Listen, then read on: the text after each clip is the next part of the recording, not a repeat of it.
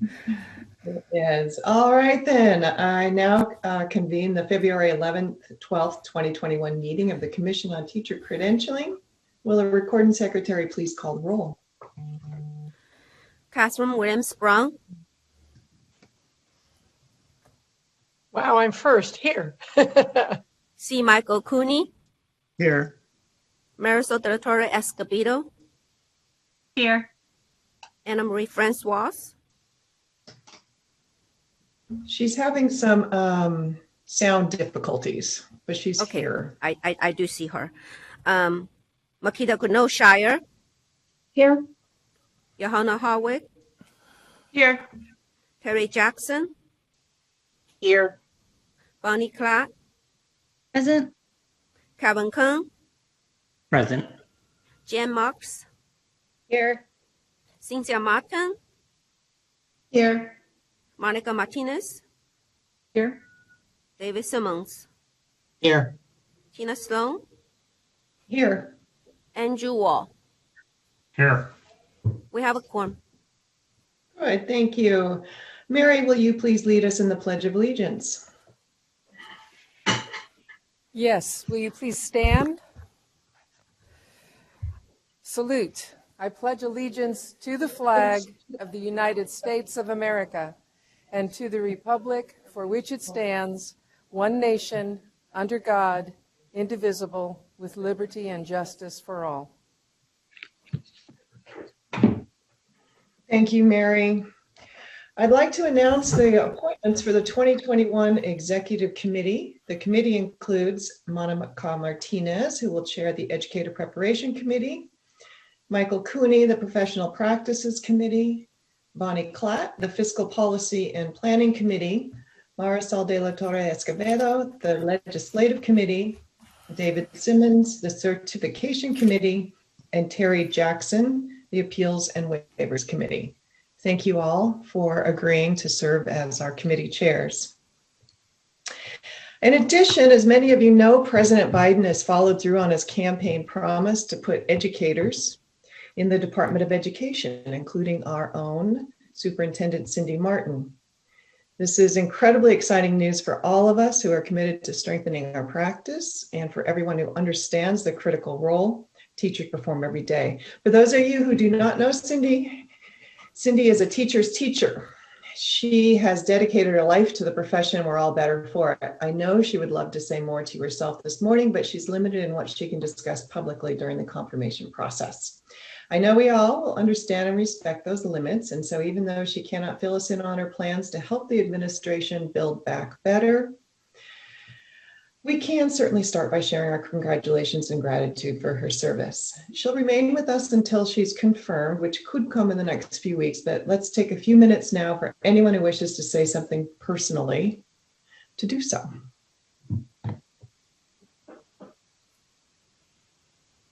Well, I would just like to say congratulations. It's very exciting. I'm so glad to see someone not only from California, but from San Diego to be considered for this post. And it bodes well for the U.S.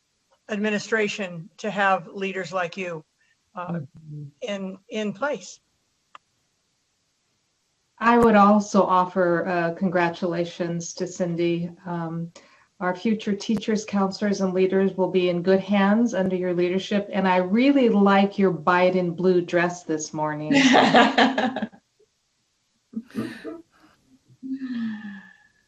I'd also like to say congratulations.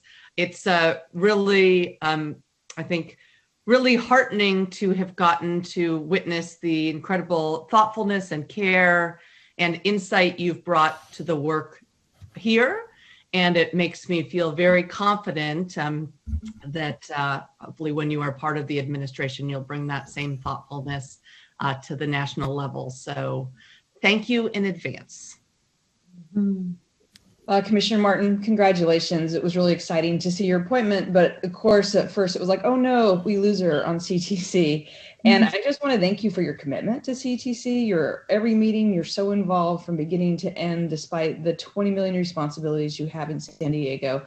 And I just want to thank you for your service with us and congratulate you. And as I said to Linda, it's a real gain for the nation and a loss for San Diego and for CTC. So congratulations. Well, I couldn't add much more to that, Cindy. Whenever I think of you, I think of how much every comment you ever make really has children at the center of it. And your knowledge about the needs for socio-emotional learning and preparation for our teachers in that, I just know that we need that more than ever right now. And having you at the helm we're very, very fortunate. Thank you for doing what you're doing. All right. I'd also like to report that an executive order from the governor has allowed a 60-day extension for the terms of Commissioners Johanna Hartwig and Kevin Kung. We hope to hear from the governor's office soon regarding appointments. All right. We have a few general announcements this morning. First, I'd like to share that there's an online submission process for members of the public wishing to submit written comments to the commission regarding an agenda item. Please refer to the meeting agenda under the written comments procedures section for detailed information on the process. Next, I'd like to remind everyone about the meeting procedures before we start today's agenda. Since many of us are still working remotely, this meeting is being conducted via Zoom. Staff is maintaining a minimal presence in the commission building, but everyone else is participating from their own locale. We'd like you to know that everyone's microphone is muted to eliminate any background noise that may hinder others from hearing what's being said. Commissioners and presenters can unmute yourself, but please mute your microphone after you're done speaking. Zoom identification. We'd like to ask that everyone check their Zoom identification and make sure it contains your first and last name accurately. This is very important for those who want to make public comments so that we're able to call on you appropriately and also so that we get all names accurately recorded on the record. For commenting and asking questions, commissioners, some of you may be using the video audio functions and some of you will be using audio only. Commissioners that would like to speak, please use the raise hand feature in Zoom. Motions and roll call vote. Because this is a teleconferencing meeting, we need to conduct each vote by roll call. Before the vote, we'll remind everyone to make sure you're unmuted so we don't miss anyone's vote. Regarding public comment, there's a time designated for public comment. If you wish to speak on a specific item, please email your request to comments@ctc.ca.gov or call 916-322-6253 and indicate which item you wish to speak to so we can make sure to call on you at that appropriate time. Please make sure the request includes your full name, your phone number if participating through phone only, your affiliation, and the agenda item number and title. Make sure the name you provide matches the name used to join the meeting. At appropriate time, the meeting host will change the individual's permissions and ask that they turn on their camera and unmute their microphone to share their comment. At the conclusion of the speaker's comments, the meeting host will remove the individual's permissions and their camera and microphone will be disabled. Each of our committee chairs will have the discretion to set a time limit on comments depending on the volume of speakers seeking to speak on a particular item. We ask that you keep your remarks brief and focused on the particular item you're speaking to. You'll get a 1-minute warning and will be asked to finish your sentence before being muted by the meeting host. Finally, recording. Also, just like an in-person meeting, this meeting is being recorded. After the meeting, the archived audio and video will be available via the Commission's website. All right, agenda item 1A is the approval of the December 2020 minutes. Do I have a motion to approve the December 2020 minutes? I have a motion by Commissioner Martinez. Do I have a second? Seconded by Commissioner De La Torre Escobedo. Discussion? All right, will the recording secretary call for the vote? C. Michael Cooney, Aye. Marisol De La Torre Escobedo, Aye. Johanna Hartwig, Aye. Perry Jackson, Aye. Bonnie Clark, Aye. Kevin Kung, Aye. Jen Marks, Aye. Cynthia Martin, Aye. Monica Martinez, Aye. David Simmons, Aye. Tina Sloan. Aye. Motion carries. The next item is 1B, approval of the February 2021 agenda. We have agenda inserts for items 1C, 3F, and 5A. Do I have a motion to approve the February 2021 agenda? Moved by Johanna Hartwig. Do I have a second? I have a second by Commissioner Cooney. Discussion? Will the recording secretary call for the vote? C. Michael Cooney. Aye. Marisol de la Torre Escobedo. Aye. Johanna Howard. Aye. Terry Jackson. Aye. Bonnie Clark. Aye. Kevin Kuhn. Aye. Jan Marks. Aye. Cynthia Martin. Aye. Monica Martinez. Aye. David Simons. Aye. Tina Sloan. Aye. Motion carries. All right, agenda item 1C is approval of the February 2021 consent calendar. Do commissioners have any items they would like to consider in closed session? Commissioner Klatt?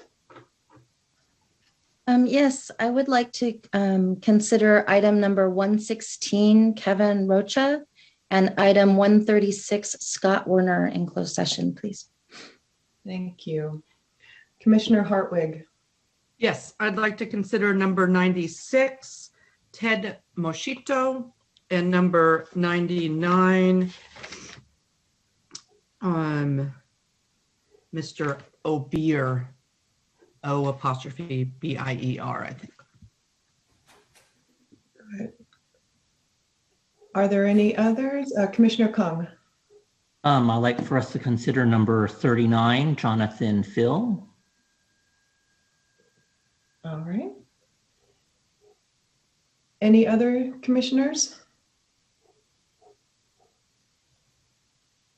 Okay, I'd like us to consider the consent agenda item regarding the recommendation for the 3 vacancies that on the Committee on Credentials. This committee has done incredible work this year under intense conditions. I've recently learned that they met for 5 days in a row for several months running to catch up on their work, and they did this by telephone. This was a Herculean task, and each of them, I'm going to read who they are right now. Steve Thorpe, Andrew Murphy, Ellen Gervaisi, Dana Marleni, Daryl Wu, Jacob Guthrie, and Janice Wilson. They deserve our sincere thanks and a tremendous appreciation from all of us for this. It also reminds me of how important it is to have a robust list of substitutes, because I cannot imagine what it was like to be in 5 days in a row of doing this work, given that we have one afternoon of closed session and how hard that is. 3 of the members are nearing the end of their terms, and I'd like to have their potential reappointments remain possible, while also allowing them some breathing room. I'd like to keep them on the list of potential appointees, but I'd like to invite additional applicants. I think that however we can, we need to continue building the capacity of the Committee on Credentials with a substitute list and with a public campaign that is always talking about how critical their work is to the students of California and the educators of California. And I think we can do that by allowing for people to apply for the position. So therefore, I'd like to move that we declare a vacancy on the COC, that we invite applications and appoint an ad hoc committee to review applications and recommend appointments in June. Again, keeping the 3 incumbents on the potential list of appointees.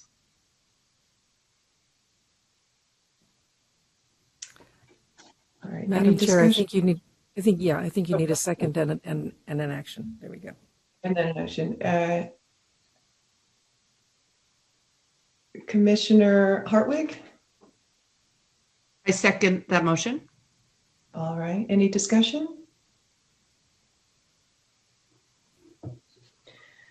All right, will the recording secretary call for the vote?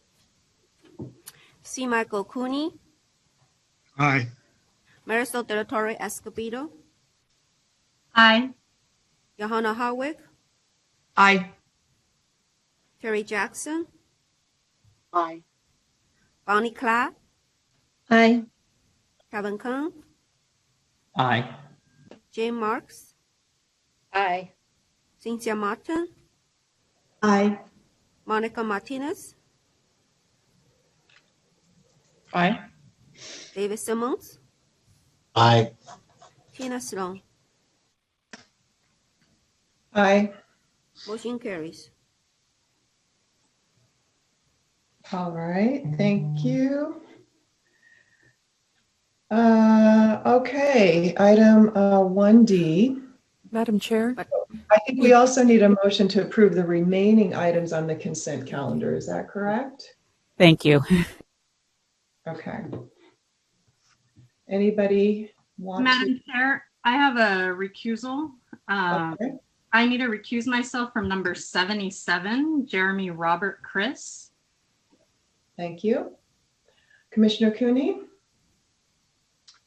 No, I will make the motion when appropriate. Are we ready to make the motion, commissioners? I think we are. Commissioner Cooney? Yes, I move that we approve the balance of the consent calendar. Thank you. Do I have a second? Seconded by Commissioner, I just lost you. Where did you go? Martinez, you jump around. It was actually Commissioner Jackson I saw first. Thank you. All right, seconded by Commissioner Jackson. Okay, will the recording secretary call for the vote? C. Michael Cooney, Aye.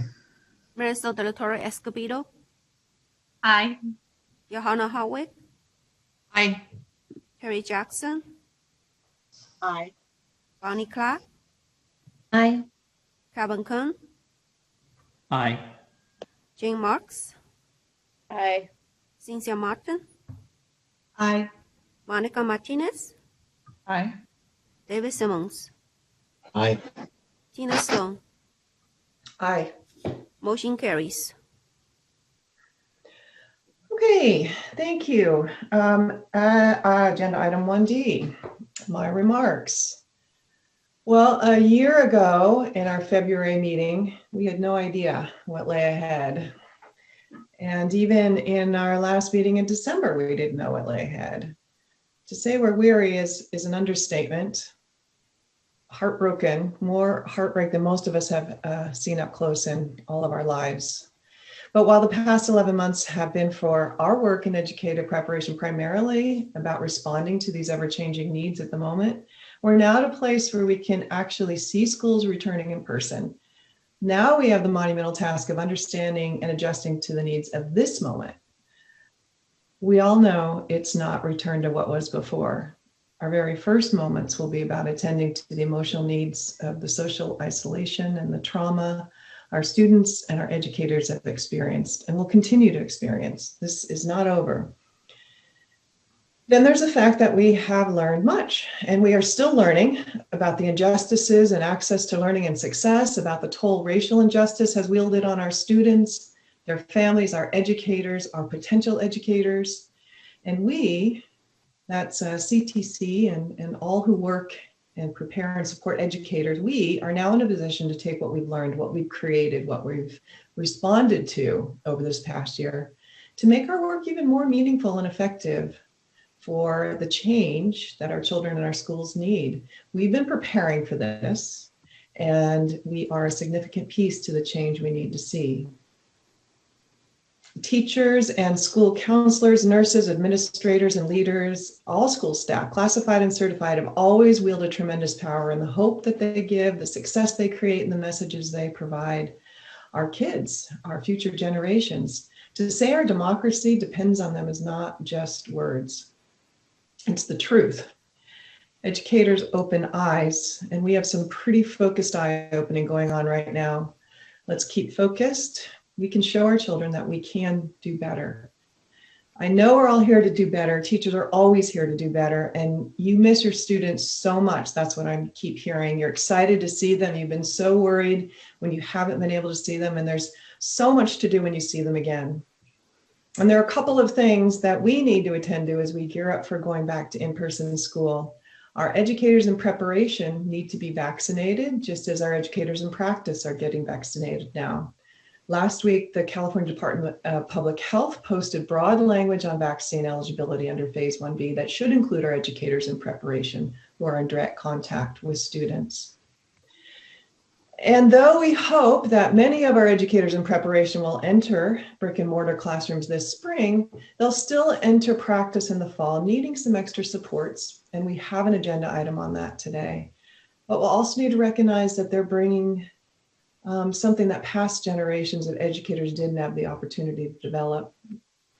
We need more than ever, and I hope from here on out, we need more articulated partnerships between the preparers and schools, really to create new opportunities, maybe for teams of educators, those that are preparing to teach, those who are teaching, those who are mentoring, to actually utilize this expertise as best we can to bring the benefit to the P12 students they serve.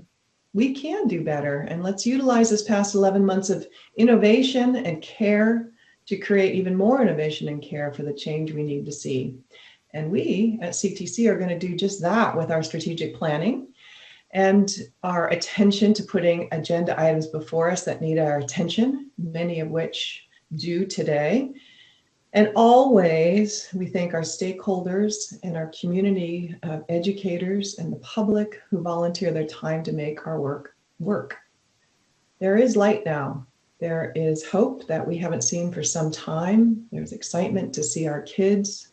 Enjoy that. Let them know how much you've missed them and keep telling us what you need to support your work with them. Thank you. And I will now turn it over to Executive Director Mary Sandy for the Executive Director's report. Thank you so much, Chair Sloan, and for those remarks. I appreciate your perspective and inspiration here.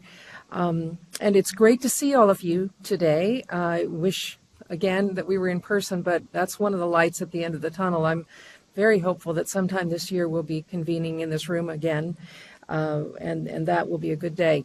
Not to say that this is not a good day. It is a very good day, and we have a lot of good work to do today. I would like to add my thanks and congratulations to Commissioner Cindy Martin.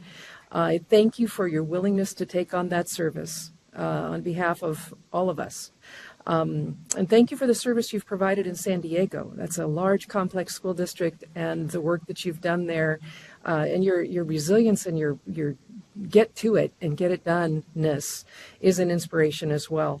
I am particularly appreciative of the time that you've spent here with the Commission and the knowledge that as you move forward, this will be with you, this understanding of what, the kind of the insides of what it takes to really prepare and bring forward a workforce that is credit to the schools that they serve in.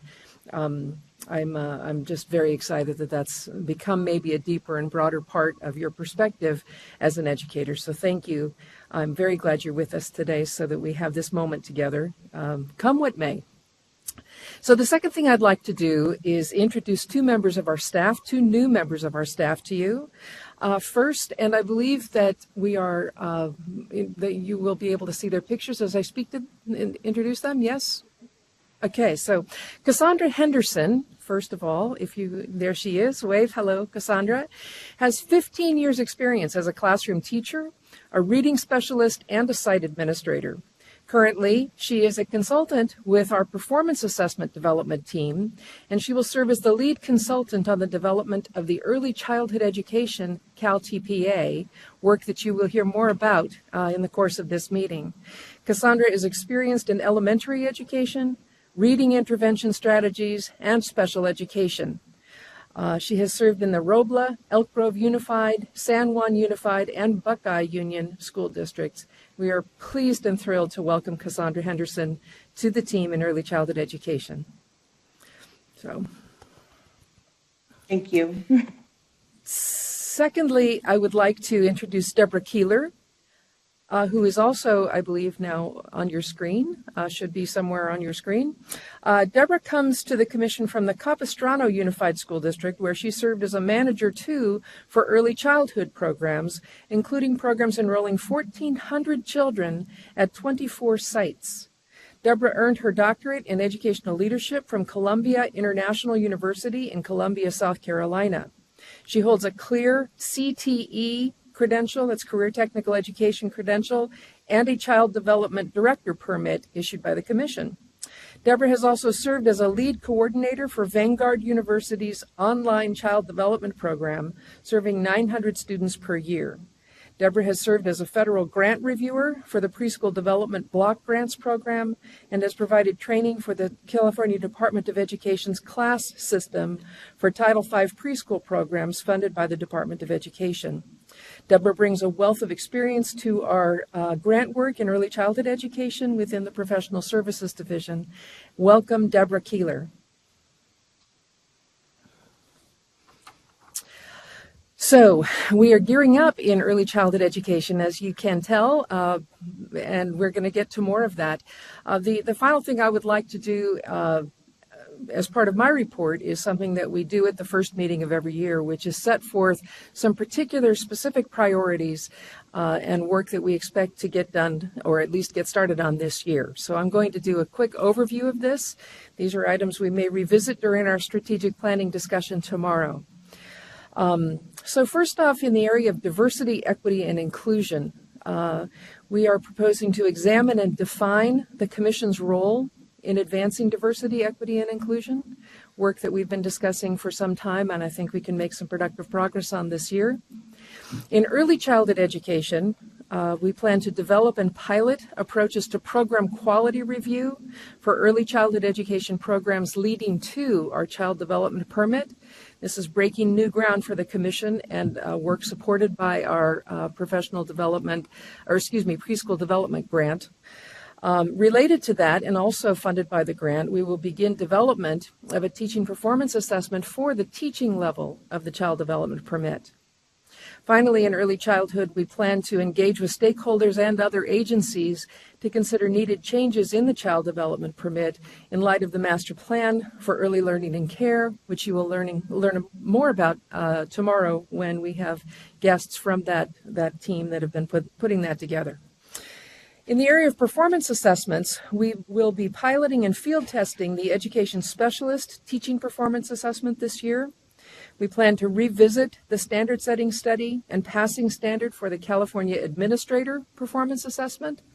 We plan to update the California TPA to include theater and dance single subject areas. In the area of testing, we plan to initiate an update to the Reading Instructional Competence Assessment, subject matter requirements, and testing options. We've been watchful with legislation in the last few years, and we will talk more during our budget update about some plans that we have to begin some work in that area. Secondly, in the area of testing, we plan to set passing standards for the new theater and dance subject matter examinations. Finally, we expect to update the subject matter requirements for art, music, and multiple subject forms of the CSET assessment to align them with the updated visual and performing arts standards. In the area of credentialing, we plan to evaluate the initial year of our California statewide assignment accountability system, CalSAS, to identify needed modifications and begin development of assignment monitoring dashboards with data collected through the CalSAS system. This has been a wonderful area of transformation in the last several years, with great thanks to Erin Skubel and our certification team and our ETSS team as well, who've really done some amazing work to move this to an online system. We're excited to bring you more on that later. As you'll learn in the budget update that you receive, we have new funding proposed for next year to expand teacher residency programs and the classified staff teacher recruitment efforts. So that's also on the plan for this year to expand those programs. Under the heading of standards and accreditation, we're in the process. We've got design teams that are working with us to update the California standards for the teaching profession and the Bilingual Authorization Program standards and requirements. That's on your agenda today. The goal would be to complete that work and adopt updated forms of those assessments, or excuse me, those standards. We also plan to work on and think through additional options for credentialing in career technical education. This is a topic that recurs for us annually, and we're always looking for ways to make sure we've got the best credentialing pathways possible for career tech education. Under the heading of communications and technical assistance, we have some modernization work we'd like to do with the website, online chat, with our digital footprint, and we have some goals in that area as well. We plan to continue our work with the educator preparation and employer communities to monitor and identify needed flexibilities related to COVID-19. We plan to provide technical assistance to support education specialist and pupil personnel services programs as they complete their transition to new standards.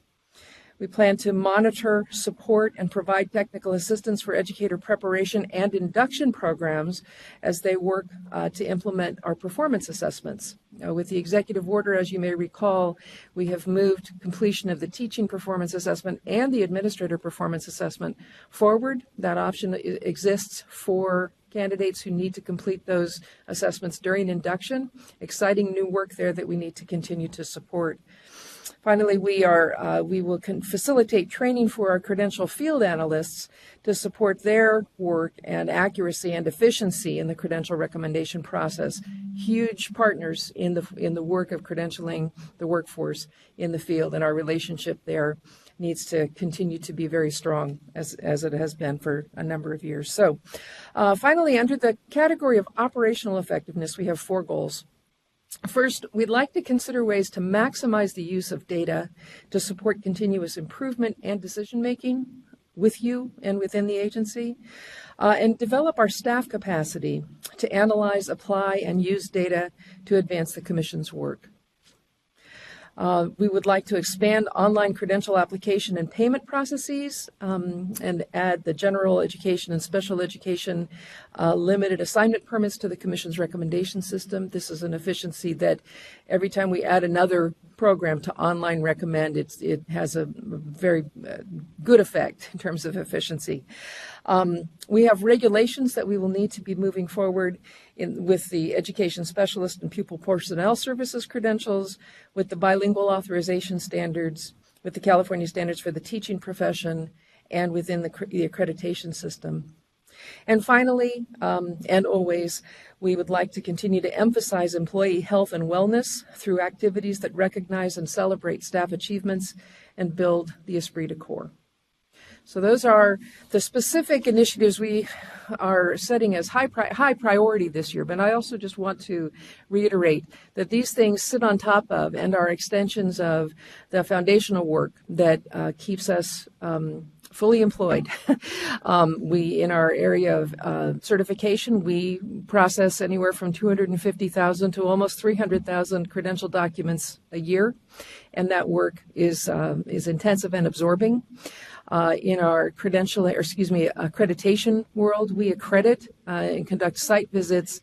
We accredit more than 250 entities every year, and they're on a 7-year cycle, and every year there's some set of activities that these institutions are involved in, including 35 to 40 accreditation site visits that we do each year. The staff reported to me that we have 32 site visits that we'll conduct between now and the end of June this year. It's a very absorbing work that is the ongoing work in accreditation. And of course, in educator discipline, we expect to open as many as 6,000 cases this year, and continue to process those and work through the educator discipline work. And that's just those are the tips of some very big icebergs around the workload and the work plan of the commission. So I offer this for your information, consideration. If you have questions, I'm happy to answer them, and we can take this up more fully during our strategic planning item on Friday as it suits you. Thank you.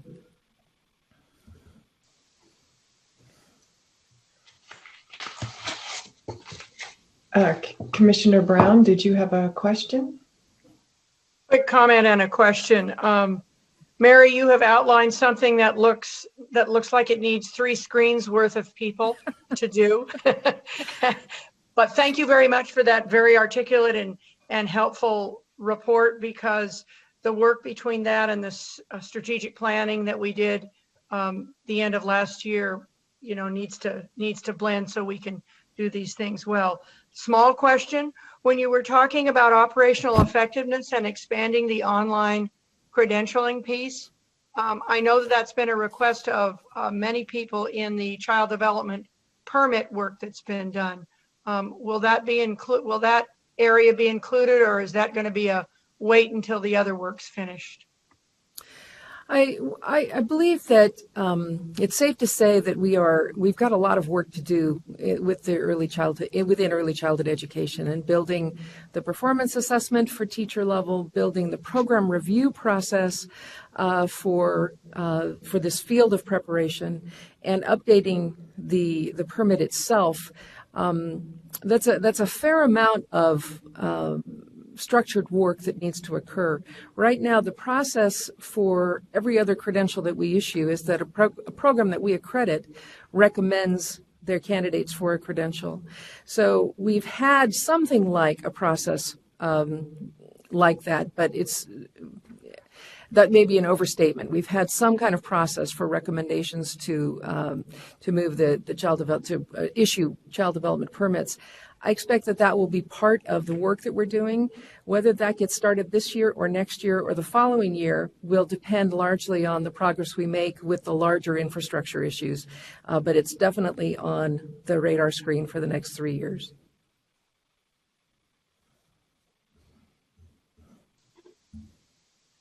Any other questions for Executive Director Sandy?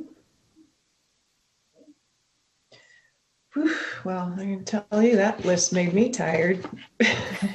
And I want to also say welcome to Cassandra and Deborah, to the staff of the commission. I hope the executive director's list didn't just scare you off. And I'd also like to just say that our executive director and staff create this list every year. They give it to us at the beginning of the year. We hear about the accomplishments at the end of the year. And I can tell you, they accomplish what they set out to do. So this is just once again, thank you all for everything you do here. This is going to be a big year, another big year. All right, do any commissioners have items to report?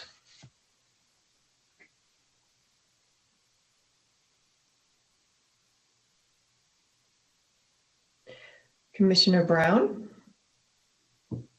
And then Commissioner Francois. I'm going to defer to Anna Marie first because I already spoke about this, so I'll just wait. I'll be second.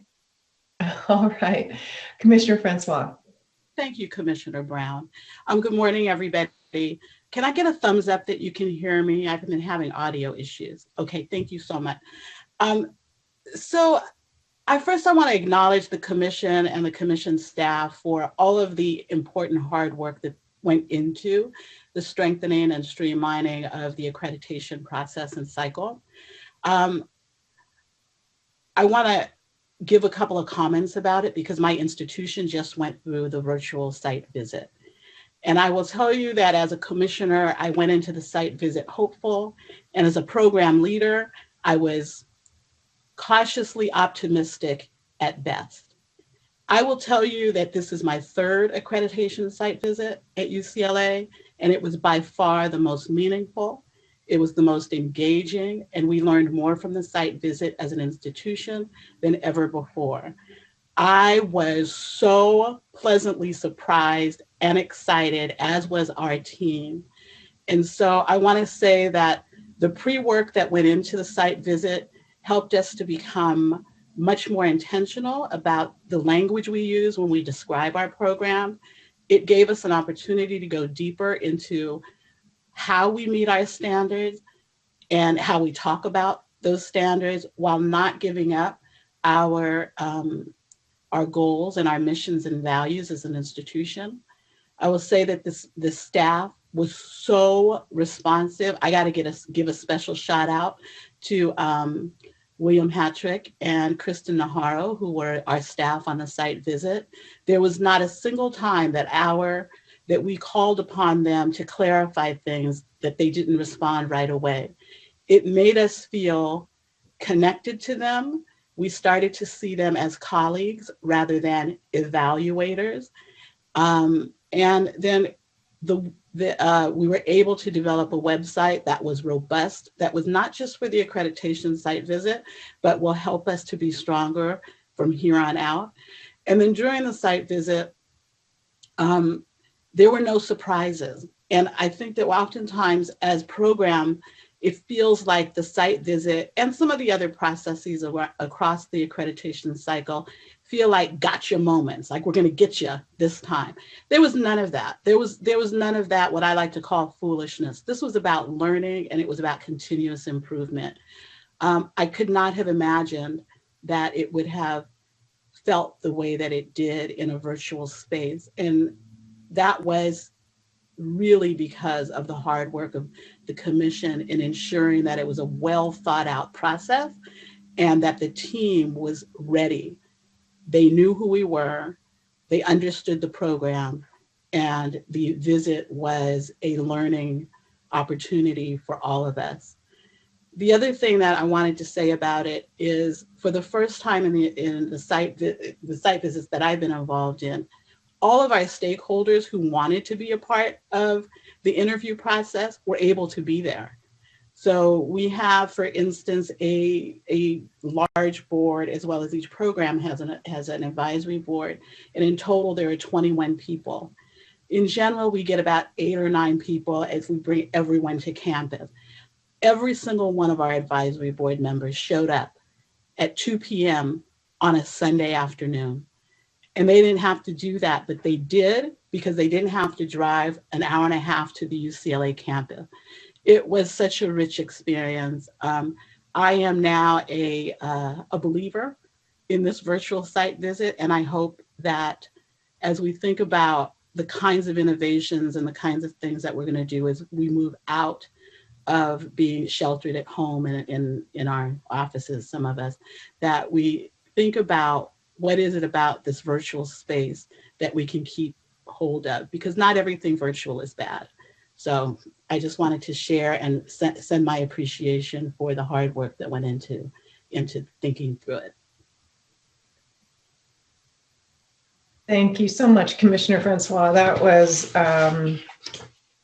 so eloquent and clear on what the accreditation system that everybody has worked so hard to do is bringing to programs now.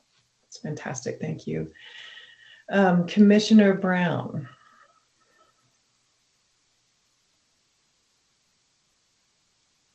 Lowered my hand and kept myself muted.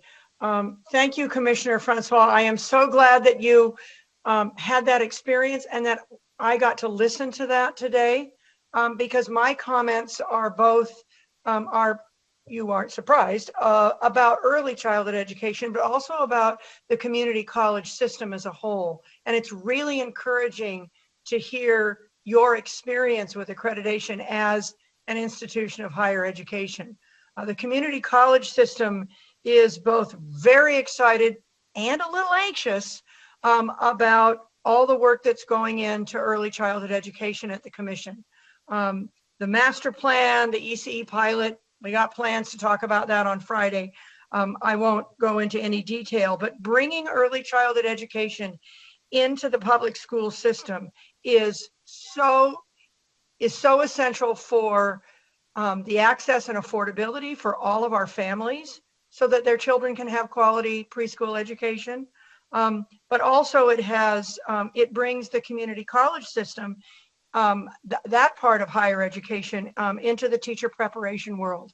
I think it's really complex. Anyone that's been with us for any amount of time knows that early childhood education field is the most diverse of any part of our educational system for children. And at the same time, it's critical for children and their families with whom we partner for their teachers to be considered professionals. So I just wanted to make that comment because that's a big piece of what's going on in the education world for the community college system, is this focus on early childhood education. And just as a PS, as children return to the face-to-face classroom, which is what so many have missed, and Chair Sloan, you articulated it so well, the institutions of higher education will still be adjusting. And they're being so large and so complex and working with adults, it will need to move more step by step. So again, Commissioner Francois, your comments about how not everything virtual is bad. I think we won't return to where we were before, but we will come back. And I think we could be better because some of these virtual connections not only have been healthy, but have been very robust because of what we're doing. So thank you for listening, guys. Thank you, Commissioner Brown. Always depend on you to provide those insights into early childhood, and appreciate those comments about higher ed too. Thank you.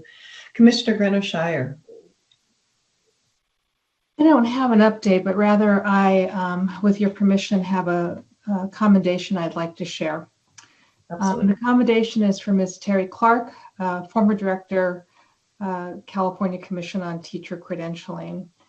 Whereas Ms. Terry Clark has been a champion for educator preparation for the last 20 years, and whereas Ms. Terry Clark provided leadership and guidance for the accreditation process through her work as a consultant and trainer of the Board of Institutional Reviewers, and whereas Ms. Terry Clark helped strengthen and streamline the accreditation process through her creative and knowledgeable guidance to the Educator Preparation Committee in 2015, and whereas Ms. Terry Clark has been the consummate source of expertise regarding policy and regulations impacting educator preparation programs in California and the nation, disseminating her knowledge broadly and generously through conference presentations and state and national meetings. And whereas Ms. Terry Clark consistently and without fail supported her decisions and responses with policy and executive order numbers down to the subparagraph. And whereas Ms. Terry Clark always promptly and reliably responded to an inquiry from a higher education or district colleague. And whereas Ms. Terry Clark never missed a chance to highlight the expertise, accomplishments, and contributions of others, rather than take well-deserved credit for herself. And whereas Ms. Clark has been instrumental in enriching the lives of her colleagues with her passion, her dedication, her kindness, and her grace.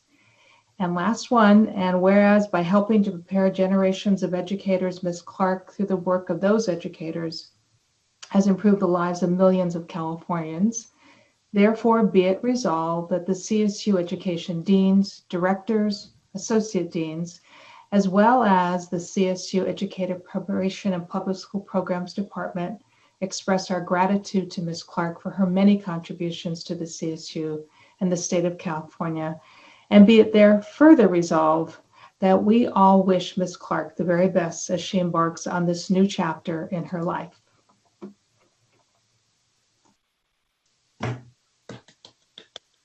Wow. I can't imagine how Terry will feel when she hears this. She may be listening now, but that was beautifully written and told. Marquita, thank you for everyone who put that together. And you certainly captured everything about Ms. Terry Clark. All right, other commissioners have items to report.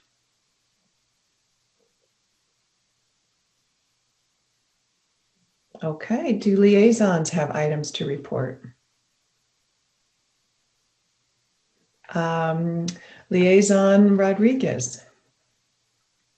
Good morning, everyone. And yes, that was a very beautiful Commissioner Greneau-Shire. And congratulations, Commissioner Martin. I was thrilled when I saw the news.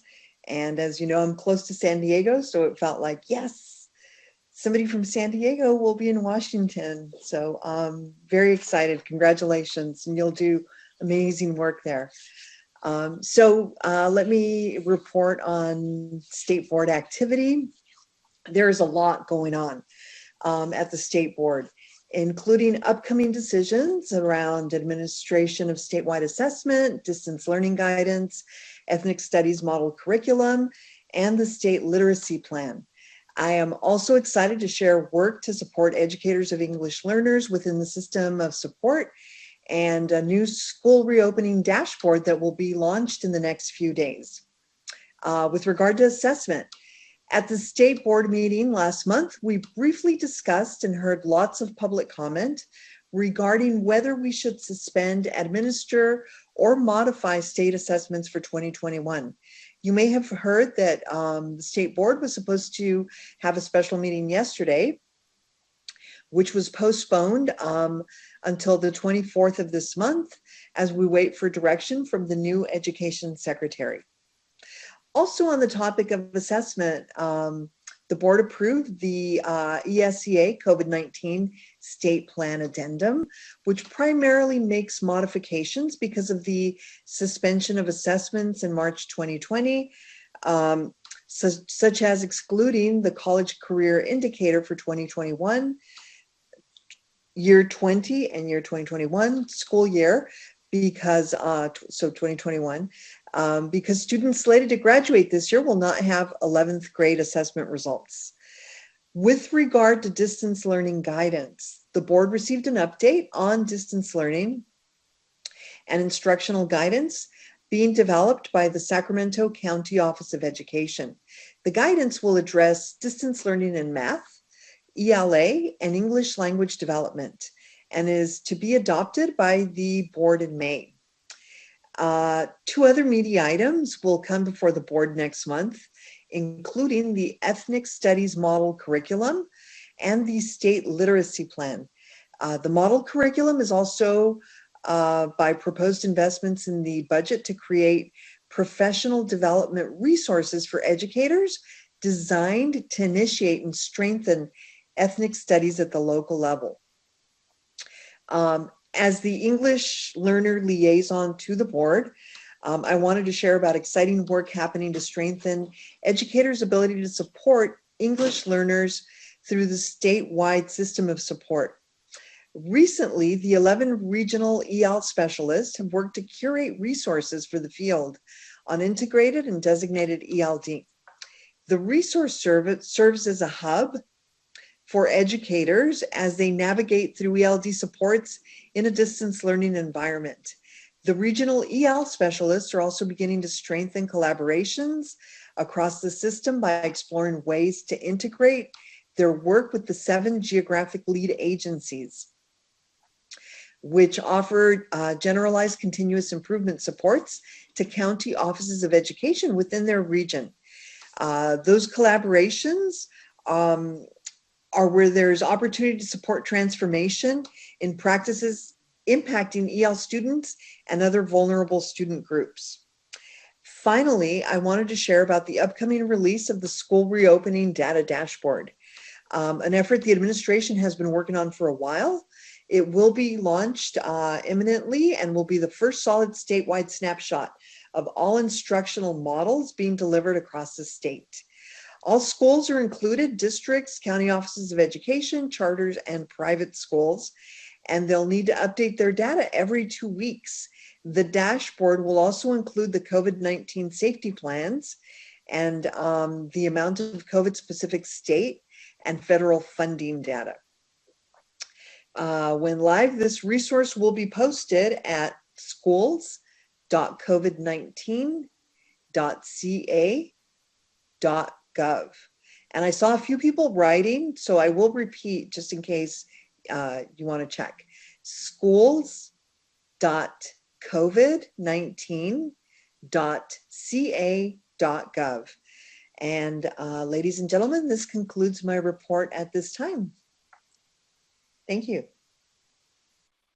Thank you for that informative report, Commissioner Rodriguez. All right, I see Liaison Corey Jones. Buddy, can you hear me? Can hear you, yes. Okay, cool, because these earphones sometimes act a little wonky. But, so I have a report for all of you. First, I want to just say I'm so happy that we've made it to the new year. Seeing all of your faces, it just makes me happy. There's so much change in the last year. I know I just remember summer like 2020. There was so much uncertainty, especially with my educator preparation program, knowing if we're going to get placements, knowing how long we're going to be in school for. And for the love of transparency, I would like to share that due to the change in the requirements on state level and my school's persistence in getting me my proper placements for SPED and multiple subject, I was able to graduate and get recommended for my prelim credentials last semester. I am now a second grade teacher, and it has been an honor to serve and teach in this capacity with my little ones. Although I am not enrolled as a student because I know my role is student liaison, I'm still getting support from my educator preparation program to complete my TPA because I still need to finish that requirement. I'm happy that the CTC is allowing me to still be in this role because I was like, wait, can I still do this? This is the case. And they said yes, due to the changes we can. And I'm happy that my school, my LEA, is giving me support to continue this role as well. I find that becoming a new teacher, only about 8 weeks now, I haven't been a teacher for that long, has broadened my perspective about my educator preparation program, parent partnerships, the TPEs, and topics that we are bringing up now, especially about the idea of fully supporting the student. From December and throughout the months, I've met with Chico State SCTA members and met with liaisons and board members from the Student California Teacher Association, just to gain some perspective and voice. Also, my credentialing team at Pacific has brought me on and has given me access to streamline some more information from the CTC, and in the hope to increase student involvement with the CTC and the SCTA. Across conversations with these different groups, I find just echoes of diversity, equity, and inclusion, the importance of this, and also the struggles with the testing requirements. In order to be the best support to our students, Bennard, my school, at Pacific, they hired me on to help with teaching CSET workshops. I'm excited about the agenda items today. I have so much input, and I'm thankful that we all are here together. So that is my report. Thank you, Liaison Jones. And you are not the only one who's happy that you get to stay here and serve with us. We are all happy. And I was just thinking as I was looking on the screen earlier today that your face always makes me smile. And I can't imagine that your second graders smile every day when they see you, and they're so lucky. So congratulations on becoming a teacher. All right, Commissioner Simmons. You are on mute. I was made the commission liaison to the collaborative group in support of 2020-2021 program completers. And I don't want to steal the thunder of Sarah and Cheryl when they do item 3A, but I do want to say that it was a wonderful collaborative group of true experts, people who have been doing this work for a very long time in multiple roles, and their input, I think, came up with a wonderful item. Also, 3A is, I think, Terry Clark's swan song, and it is exemplary of the kind of work that the commission does. I also wanted to say, on another note, I wanted to thank Aaron Skubal and Mary for sending out the CERT news yesterday that clarified the flexibility that we have to avoid the basic skills examination for not just the 30-day sub-permit, but also for the TPSL, PIP, and STIP, so that will enable employers as we seek to reopen. Last night, our school board voted for us to try to reopen as early as March 1st. That was about 10:30 last night. By 6:30 this morning, I had received 5 notifications from teachers who, because of health reasons or the health reasons of their loved ones, will not be able to come back to work. These documents, the TPSL, the PIP, and the STIP, are going to be in high demand right now. What normally hiring teachers is a cyclical process. This reopening is going to change that cycle. And I think that the actions that the commission take are going to have ramifications for employment for a whole generation of teachers. And that's all I got to say. Thanks a bunch. Thank you, Commissioner Simmons, for agreeing to be the liaison. We were very strategic there because of this vast knowledge that you bring in certification. Any other liaison reports? Commissioner Kung. So I was at the COA meeting on January 28th. Everything went well there. Important thing was that there was a great video tribute at the end of the meeting for Terry Clark, and it was really touching, and it was a video tribute from many of the CTC staff members, thanking her for her great work and wishing her the best in her deserved retirement. And I'm joining the chorus of, thanks to everything that Terry Clark has done for the commission. Also wanted to add separately, tomorrow is the new year, the Lunar New Year, and I hope that our new year will be a much better one than our last year. And I look forward to a great new year of the ox, I believe. Thank you for Commissioner Kung, and also for serving as the liaison to the COA. And I hope that the COA committee members were listening today to what Commissioner Francois had to report to. They should be proud. Any other liaison reports? All right. In that case, I now recess the general session and move to the Fiscal Policy Planning Committee. Commissioner Klatt, will you please convene the committee? Yes, thank you.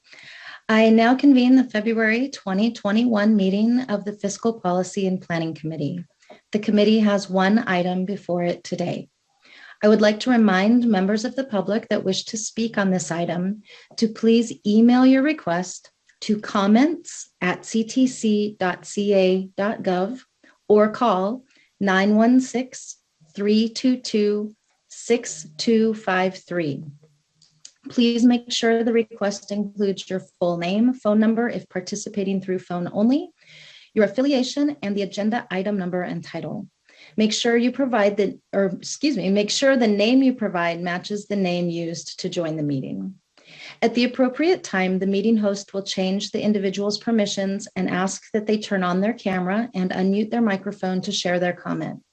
At the conclusion of the speaker's comments, the meeting host will remove the individual's permission and their camera and microphone will be disabled. Item 2A is update on the governor's proposed 2021-22 budget. It is an information item. Michelle Peralt and Vivian Sue will present this item. Ms. Peralt, will you please begin? Good morning. Can everybody hear me? Excellent. All right. Here we are. We are here to present an update on the governor's initial proposal for the 2021-22 budget. It was released on January 8th, and this is his initial proposal as we look ahead into the next fiscal year. The proposal, despite all of the impact that I think COVID-19 had on the state this year, the governor still continues to make education a high priority, both a high priority for some of the proposals related to what the commission will oversee, but overall throughout the state we saw a high priority in moving some resources and funding to support reopening of schools and support any of the learning loss that may be experienced that has happened for our students throughout the COVID-19 experience. So let me talk specifically about the governor's proposal related to education that impacts the commission. The governor is proposing another $125 million in grants be given out of one-time Prop 98 funding. The proposal is to provide $100 million of that into the teacher residency program, grant program that we administer here at the commission already. And then an additional $25 million would also go to expand our classified school employee credentialing program grant that we also administer. The $100 million for residency programs continues to be aimed at supporting teacher recruitment and retention in some of those high-need subject areas we continue to see. And then the classified program funding will continue to support that program, which, for those of you who might be new, helps recruit our non-certificated school employees, so individuals already employed by a school district who want to complete their education and move into the classroom. So those two are in the initial proposal from the governor. Those would be administered through the commission and out through us into districts if they are maintained. Additionally, the governor is proposing some, more resources. As I mentioned, about $315 million, just over $315 million, is being proposed to help with professional development of current teachers. And it's not something we're directly involved in, but obviously impacts the work we do here. Also, there's an additional proposal for $100 million to go into the Golden State Teacher Grant Program. That is a program that we have helped with around defining the grantees, but that is administered by the California Student Aid Commission. So as you can see, several $100 million just in this initial proposal to help support some of these recruitment and retention of our teachers and support of our students. So lastly, before I move over to my colleague Vivian Sue to talk a little bit deeper about our actual operational budget, I did just want to mention that the governor is continuing to prioritize some other areas that we are involved in, specifically a prioritization of the early learning. We saw the release of the master plan for early learning and care in December. Again, this is something the commission is partnering with to help support, and there are certain elements of that plan that we will be continuing to work and move forward, as Executive Director Sandy mentioned earlier. So there is some funding in there to continue moving pieces of that work forward into this new fiscal year. Additionally, we've seen this governor values and would like to continue to make data available to fiscal years ago. He put money into the Cradle to Career data system. This is a system that the commission is involved in. We sit on the work group for the work around that program. The governor is continuing to prioritize making sure that we have data to understand the policy decisions we're making, and has included $15 million in his initial proposal that will go to continuing to support the Cradle to Career system. Again, not that that funding will come directly to us, so you won't see it reflected in our operational budget, but again, is work we are absolutely working and partnering with others on. At this time, I'd like to turn my presentation over to my colleague Vivian Su. She will give you an update regarding the proposed Commission's operational budget, as well as an update on where our revenues are as we're moving into the 21-22 fiscal year. Vivian? Good morning, everyone. Can you hear me? Okay. So the Commission's proposed 21-22 budget is just over $31 million, which is in line with our operational budget in past years. Some notable highlights include a reduced expenditure authority of about $3.4 million in the Attorney General's line item. So this is just to true up our expenditures to our budget authority. So it's more in line. It was previously $5.5 million. We also received an increase of $2 million one-time funds for the test and development and administration account to support updates to educator testing. We also have an increase of $1.3 million one-time reimbursement authority to support activities outlined in the Federal Preschool Development Grant Renewal Award.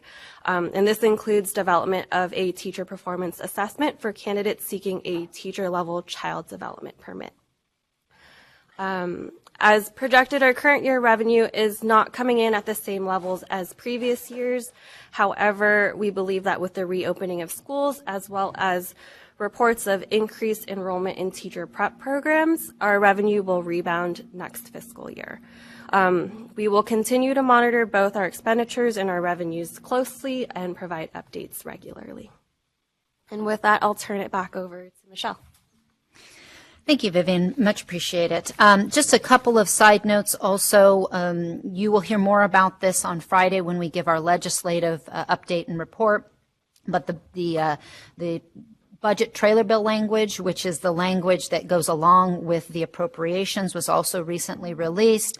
And there is some proposed changes in the trailer bill to address some of the flexibilities around meeting some of the basic skills, as well as our CSET exams. This is something that, again, as we have looked through and experienced the COVID-19, wave and of trying to assure that we can continue to move teachers into the classroom in a well-prepared way, and understanding that we have seen a closure of testing centers. The governor is proposing in his trailer bill language to allow for some additional multiple pathways to meet the testing that is done under the basic skills as well as the CSET. We also will have bills, which Sasha Horwitz, our government relations manager, will mention during his presentation on Friday. But I did want you to know that there is some trailer bill language also in the budget that we are going to continue to monitor, work with the legislature and the administration on, that continues to help support, again, moving prepared educators into prep programs and then ultimately into the workforce. So as it relates to the actual budget process, just as a reminder, this is the initial budget proposal that's given by the governor. It has not been vetted yet by the legislature, so that will be the next step in the process. We will begin having subcommittee budget hearings later this month, where the legislature will have an opportunity to reflect upon the governor's proposal and give their feedback and input. And then that will result in the governor providing his May revision in the middle of May, where he will make some changes. It also allows him the opportunity to see how the fiscal year is starting to come together, and adjustments will be made accordingly. Once the May revision has been released and proposed, the legislature will have a final opportunity to discuss all of the proposals, and then they will have until June 15th to pass the budget. The governor will have until the end of June to actually sign the budget, which will take effect July 1st. So with that, I'm happy to take any questions. Thank you, Ms. Prell and Ms. Su, for that presentation. And I think this item highlights, at least for me, how many plates you and your staff are spinning constantly, and not just spinning plates, but I think spinning plates while you're standing on a platform that keeps moving around and spinning and doing all kinds of things. So thank you so much for highlighting all the work that you're doing to us in this item. So we will now open for public comment. Recording Secretary, are there any public comments? We do not have any public comments for this item. Okay, thank you. The public comment period for this item is now closed. Do commissioners have any questions or comments on this item? I don't see any, but oh, wait, I do see Commissioner Brown. Thank you.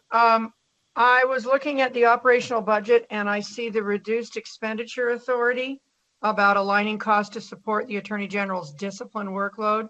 I wondered if you could elaborate on that. It was, I mean, everything's important that we do, but having been able to participate in the educator discipline piece, I was sorry to see this be reduced. Can you say a little bit more about it? Yeah, so the reduction, so our previous authority was around 5.5 million for the Attorney Generals. Looking at past year trends, we spend more closely to about 3 million each year on average. So that results in a reduction. It just helps us budget more truly to what we actually spend. And so that's the reason for it. Does that answer your question? I think so. So what you're saying is that's an internal process that you were assessing reality at the CTC. Right. Mm-hmm. Okay, thank you. So Commissioner Brown, it's not, the better way to look at it is it's actually not a reduction of services. It's not going to be a reduction. We're not going to see less casework being done. It really is a budgetary thing for us because it was a line item budget when it was established. So they're really simply aligning it better. If we find in outgoing years that number starts to creep up, then we can always make adjustments out of, our general fund operational budget to move it back into that line item. So. And that was exactly my concern, was that it might risk a capacity, but it sounds like it's a budget adjustment internally rather than, thank you. Commissioner Martinez. Hi, and thank you. I just have a clarifying question for the teacher residency grants.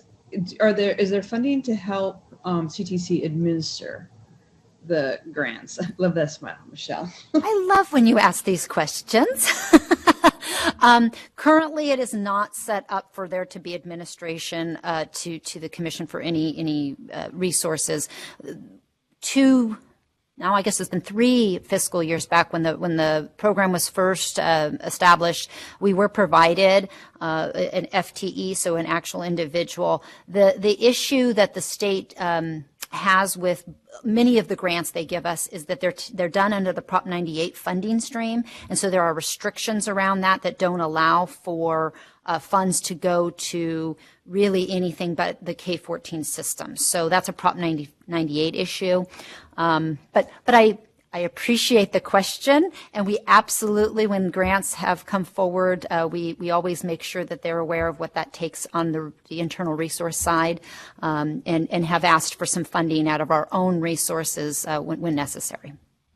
Great, thank you so much. And I love the grant, so thank you for supporting them, even if the administration cost to CTC is not supported. Any other commissioners have? Oh, yes, Commissioner Grinnell-Shire. Michelle, can you confirm that the teacher residency grant again requires partnership with an IHE? Yes, it does, and I believe that we're providing a little bit additional clarity in the trailer bill language this year. So yes, there is a partnership. I think actually it's a regionally accredited institution. Yes, which may be an LEA-based ed prep program or an IHE-based. Do other commissioners have any questions or comments on this item? I don't see any, but I hope that's, if you're off, I think I have you all on my screen, but seeing none. Again, thank you, Ms. Prawl and Ms. Sue, for presenting this item. And this concludes the business before the Fiscal Policy and Planning Committee. The committee is adjourned. Thank you, Commissioner Klatt. Before we move to the Educator Preparation Committee, let's take a short stretch break if we can. Let's see, it is now 10:21. How about we come back at 10:35? Yep, okay. Okay, commissioners, welcome back.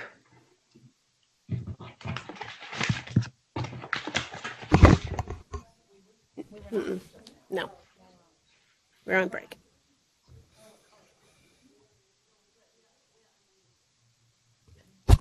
Yeah.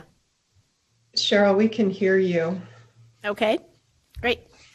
Good, just wanted you to know.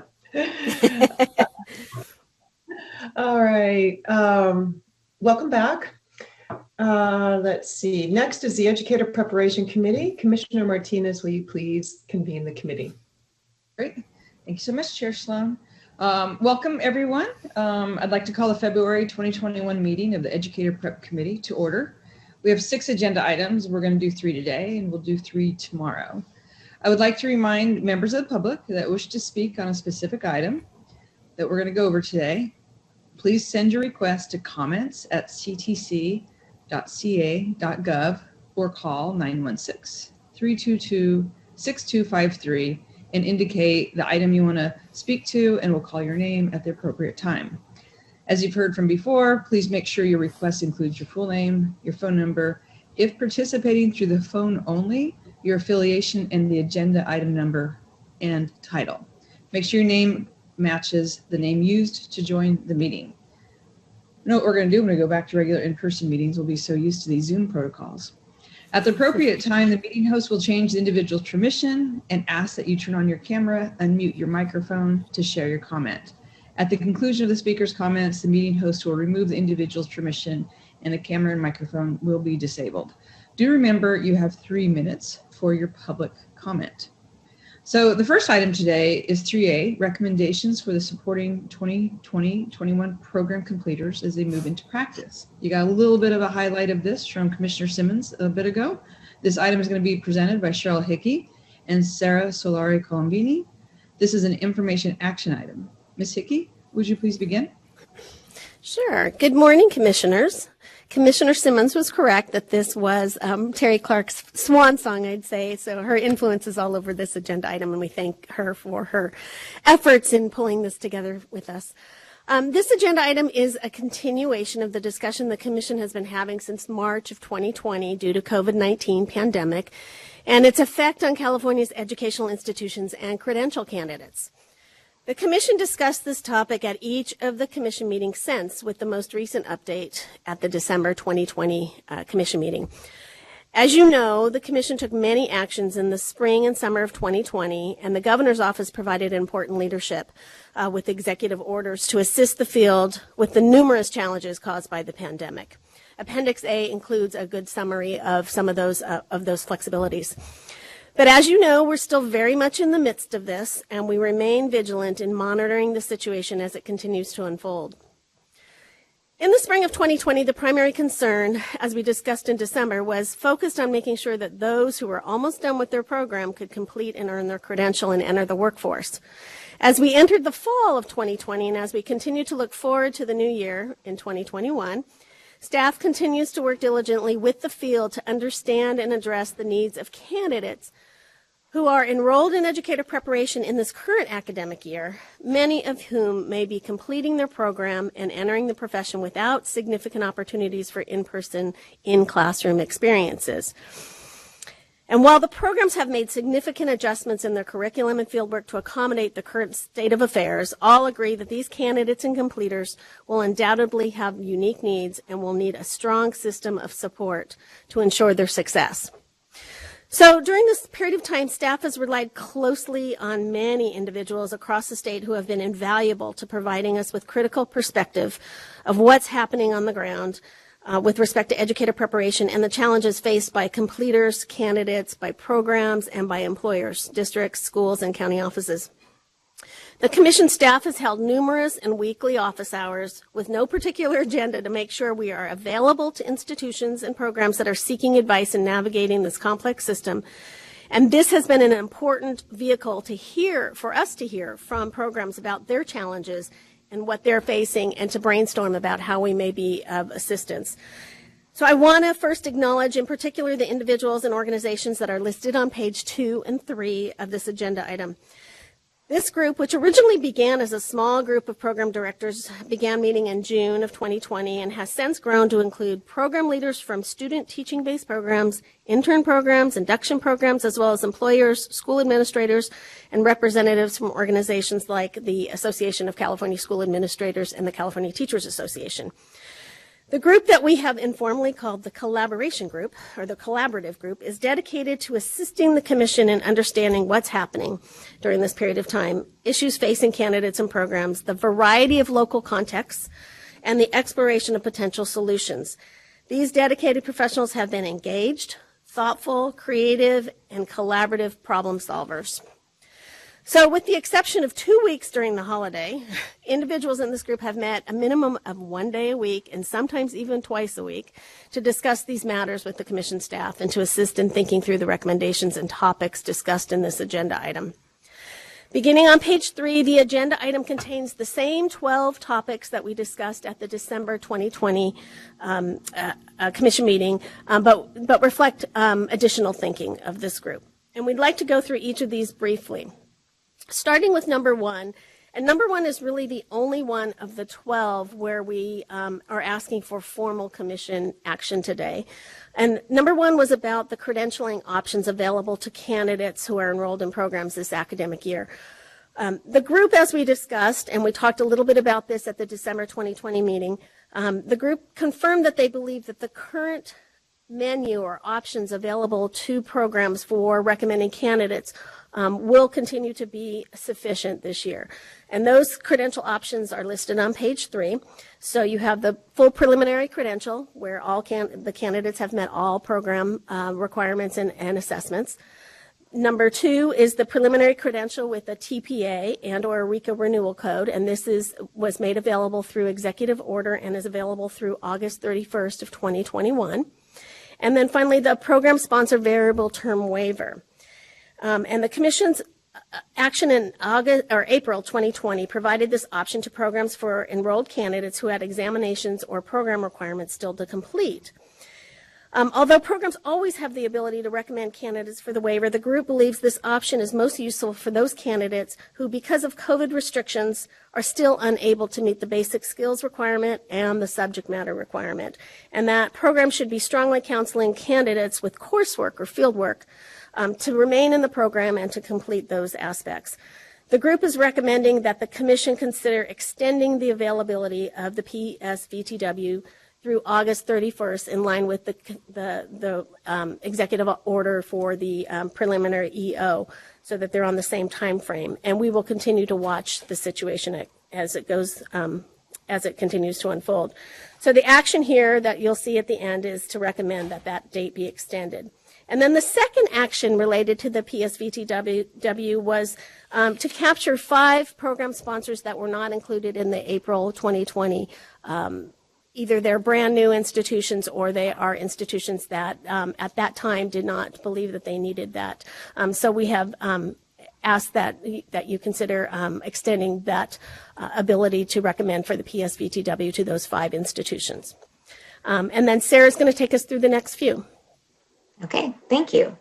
So continuing on with number 2, the collaborative group continued to emphasize the importance of providing candidates any and all opportunities for face-to-face or in-person clinical practice experiences. In light of the governor's efforts to secure additional funding for LEAs and with equal support from the president at the federal level, there still may be opportunities for candidates to conduct a portion of their clinical practice on school campuses with students present this year.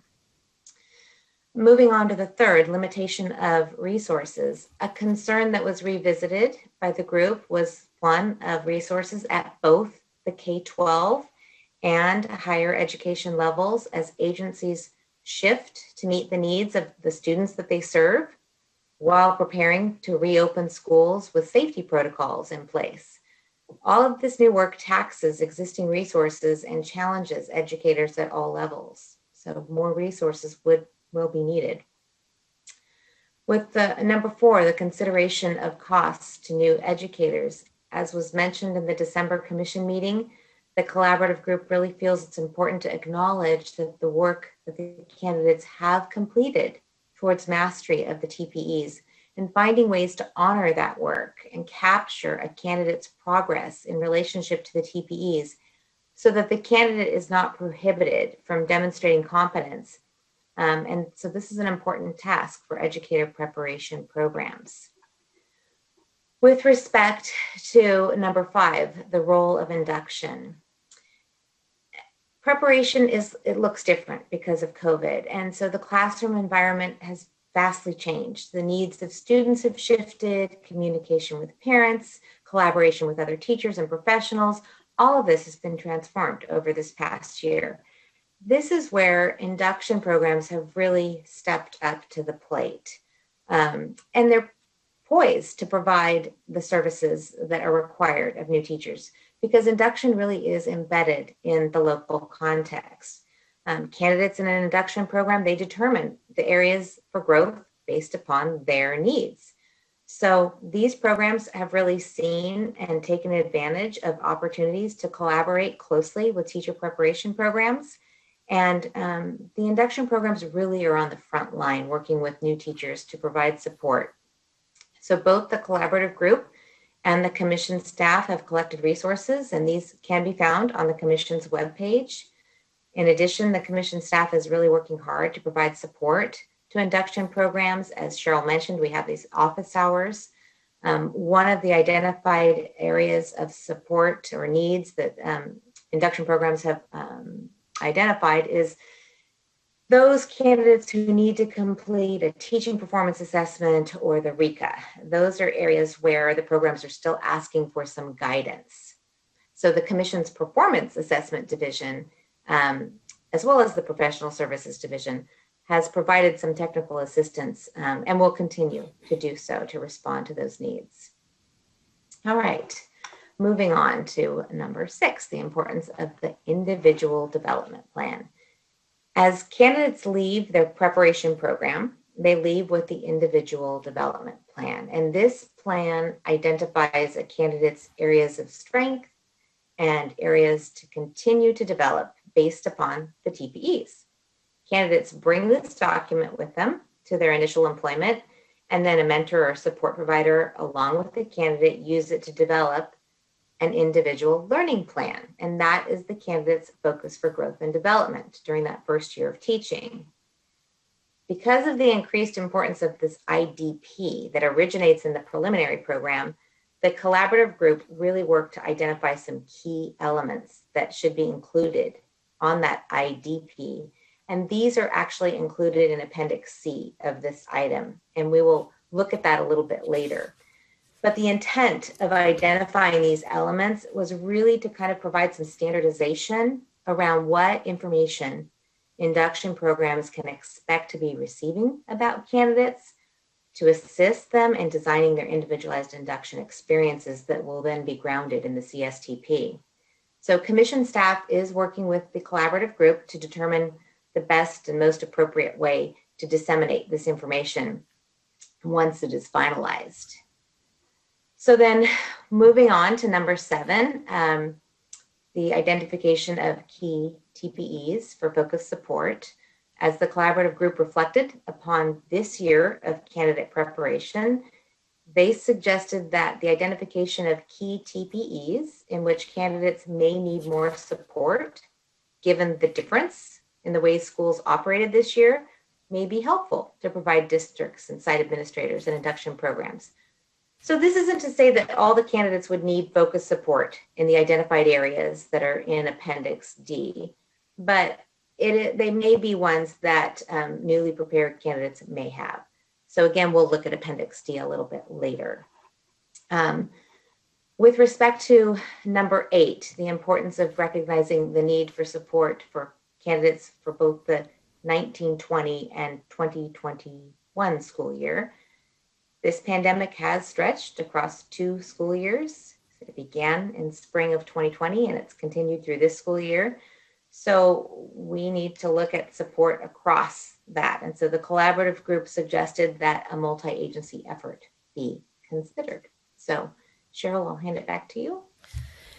Right. So items 9 and 10 reflect the group recognition that if we are truly committed as a state to making sure these candidates will be successful, both last year's candidates who had to make the sudden shift to distance learning and this year's candidates who may have not yet had in-person classroom experience, and if we're committed to working to ensure that we don't further exacerbate the teacher shortage by having these newly prepared teachers who have been prepared under extraordinary circumstances, leaving them to their own devices. And if we want to make sure that the K-12 students of these candidates are well served, as they themselves make the adjustment back into the classroom, then it's going to take every part of the educator preparation pipeline to make this work over the next couple of years.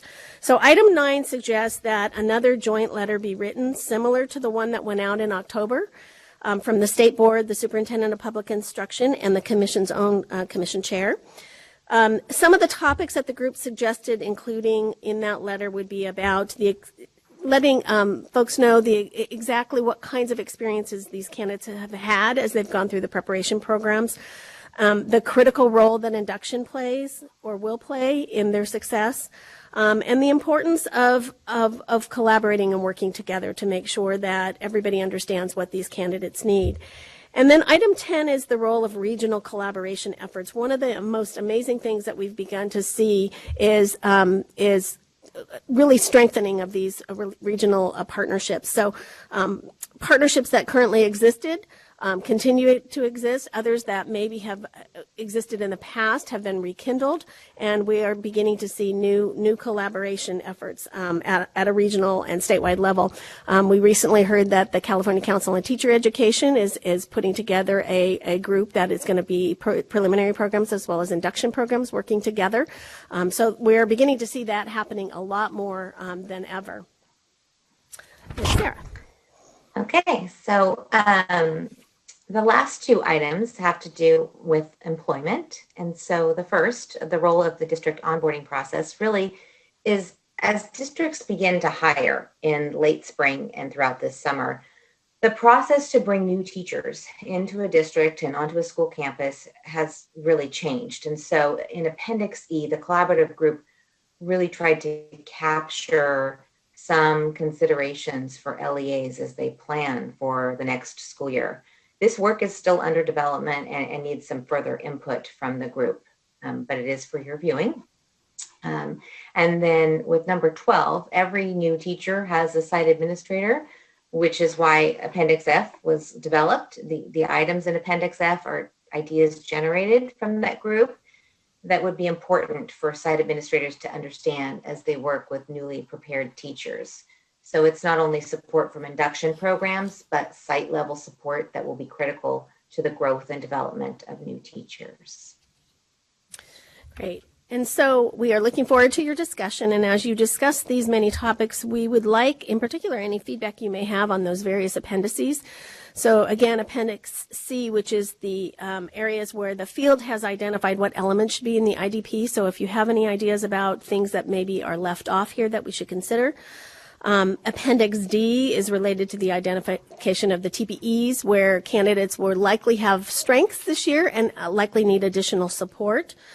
And then E and F, those employment-related recommendations. The idea, obviously, since the Commission is not an employer, we would be working with our partners, such as AXA and others that are employers, to help figure out how to get the communication out there to those groups. And then, the action taken. So we are recommending that the Commission take action on extending the availability of the PSVTW through August 31st of 2021, and that the Commission approve the 5 additional program sponsors to be able to recommend for the PSVTW. And we're happy to answer any questions. Great. Thank you so much, Ms. Hickey and Mr. Laurie Colombini. Very robust information here, probably a lot to discuss. As commissioners, we do have to take action only on one item, but they are seeking a lot of feedback. So we're first going to open, as always, for public comment. The public comment time is around 3 minutes for each person, since we have a few number of comments today. So please keep your comments at 3 minutes, and then commissioners will open it up for everyone to ask questions and engage more in the discussion. I also just want to thank the committee, the group that Ms. Hickey has pointed out, who's been collaborating and working on identifying the challenges that COVID has presented to program completers and how best to support them. So I want to thank that committee as well. And right now, let's go ahead and head into the public comment period. Recording Secretary, are there any public comments? Yes, the first is Rick Ayers. Please turn on your camera and state your name and affiliation for the record, please. Thank you. My name is Rick Ayers, and I'm on teacher education faculty at the University of San Francisco. And I'm a researcher with the California Alliance of Researchers for Equity in Education. I'm specifically speaking on the subject matter test, the CSET, and I will keep it short. I don't think I have to add more detail to the comments from other teacher educators. Our overwhelming experience of having excellent teachers, often teachers of color, barred from the classroom because of the gatekeeper of the CSET. Although the validity and reliability of these tests has never been demonstrated, we're now presented with a perfect moment to study its utility. Because of COVID accommodations, thousands of teachers have started in the pipeline to the classroom now without CSET. This should be a test case. Did we end up with terrible candidates and teachers? In our experience, no, we did not. As an aside, I would note that a California judge barred the UCs from using SAT and ACT in college admissions because, without unpacking the reasons the tests were biased, the results demonstrated that these standardized tests are racially divergent in their pass rates. And Judge Seligman ruled that this was unconstitutional. Finally, let me say this. It's been common for institutions and government to declare that Black Lives Matter. But we have to ask ourselves, what concrete steps are we taking to dismantle the invisible walls of structural racism? And I'm speaking specifically of the urgent need for more teachers of color in our classrooms. Ending the CSET and replacing it with a much more authentic assessment of candidate readiness, including their undergraduate studies and subject matter courses, would be something very important the state could do, something that states as diverse as Washington, Illinois, and Georgia are moving towards. Thank you.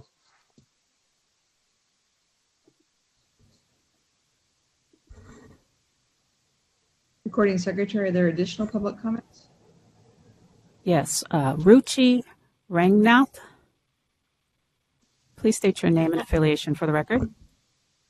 Hello, my name is Ruchi Agarwal Ranganath.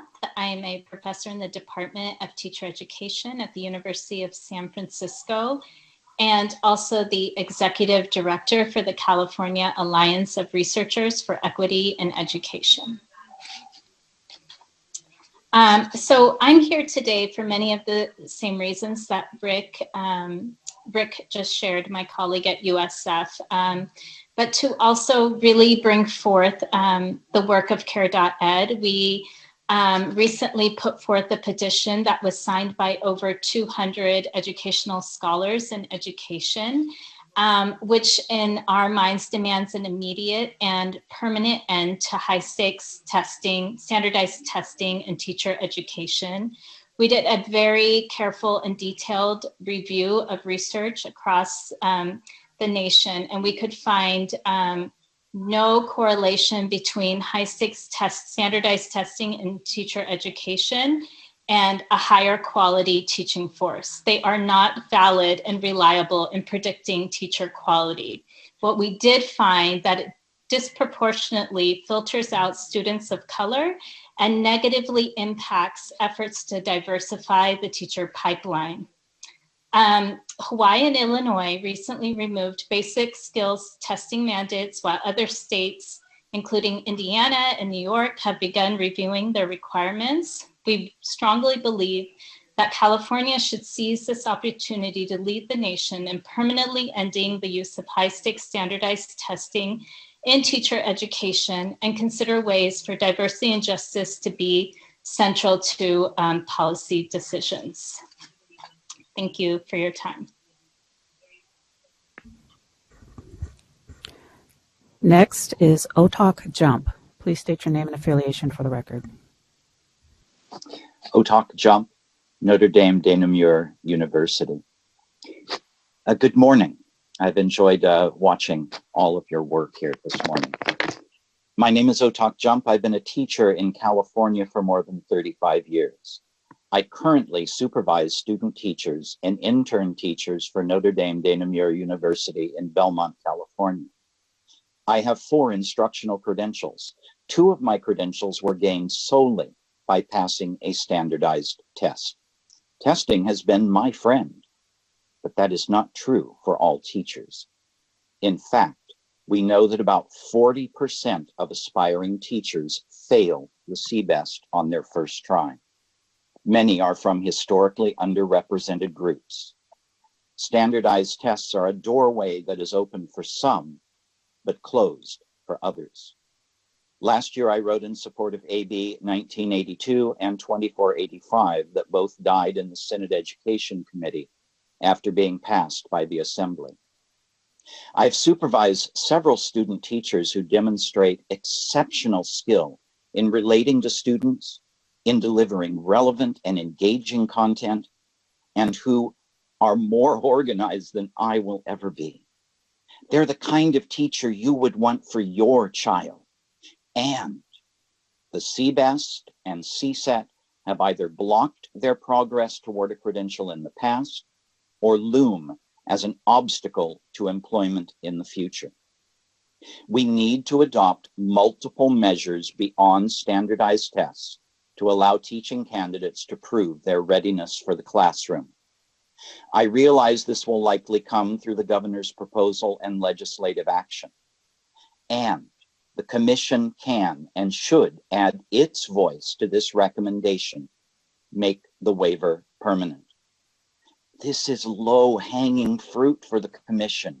You have the opportunity to make entry into the teaching profession more equitable and to remove an antiquated piece of systemic discrimination. I urge you to take it. Thank you.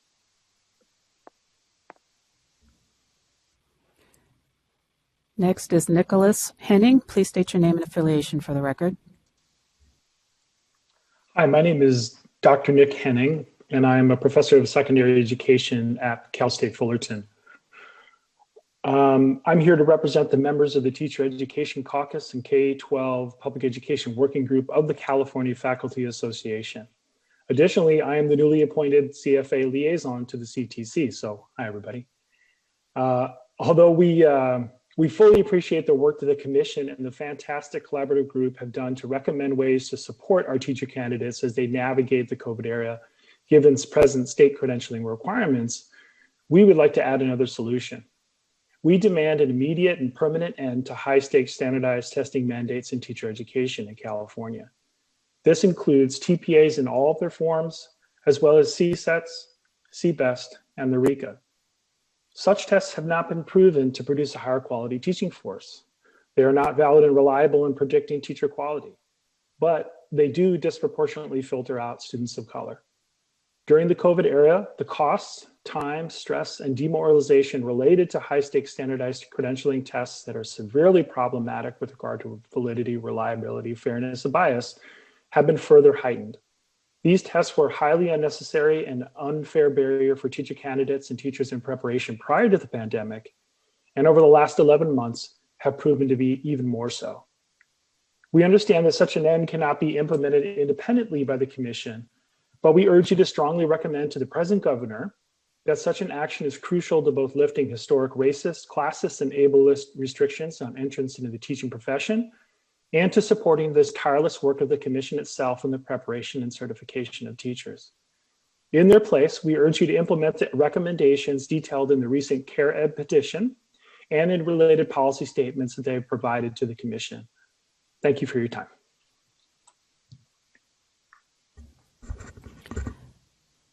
Next is Danette Brown. Please state your name and affiliation for the record. Hi, my name is Danette Brown, and I'm a teacher on special assignment in La Habra City School District, and I'm speaking today on behalf of the California Teachers Association. On a personal note, I feel compelled to share with you that today is my first day at school back with students. So forgive me if you hear any announcements. Just about 5 minutes ago, we dismissed our first cohort, so there's a lot going around me. And with that, I have to give a shout out to my site principal, who, without her valuing the collective work that we all do, she carved out some time for me to be here with you today and also be at my site to be here for students. So having said that, I wanted to echo Commissioner Simmons' comments. This was an exemplary collaborative group who had some very rich and thoughtful discussions. I learned a lot about the people on this group and about their perspective and what we all bring to the table.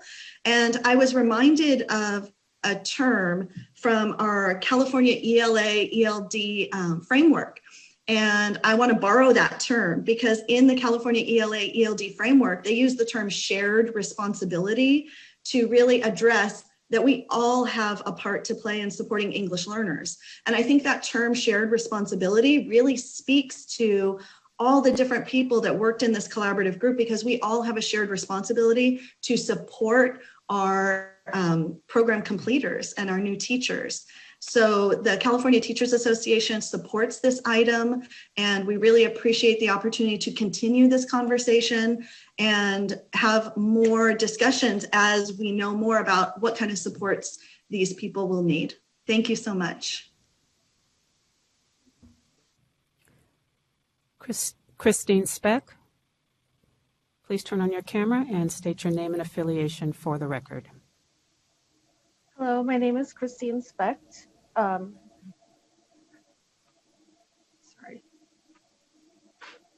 a mother of 2 high school graduate students and a second grader.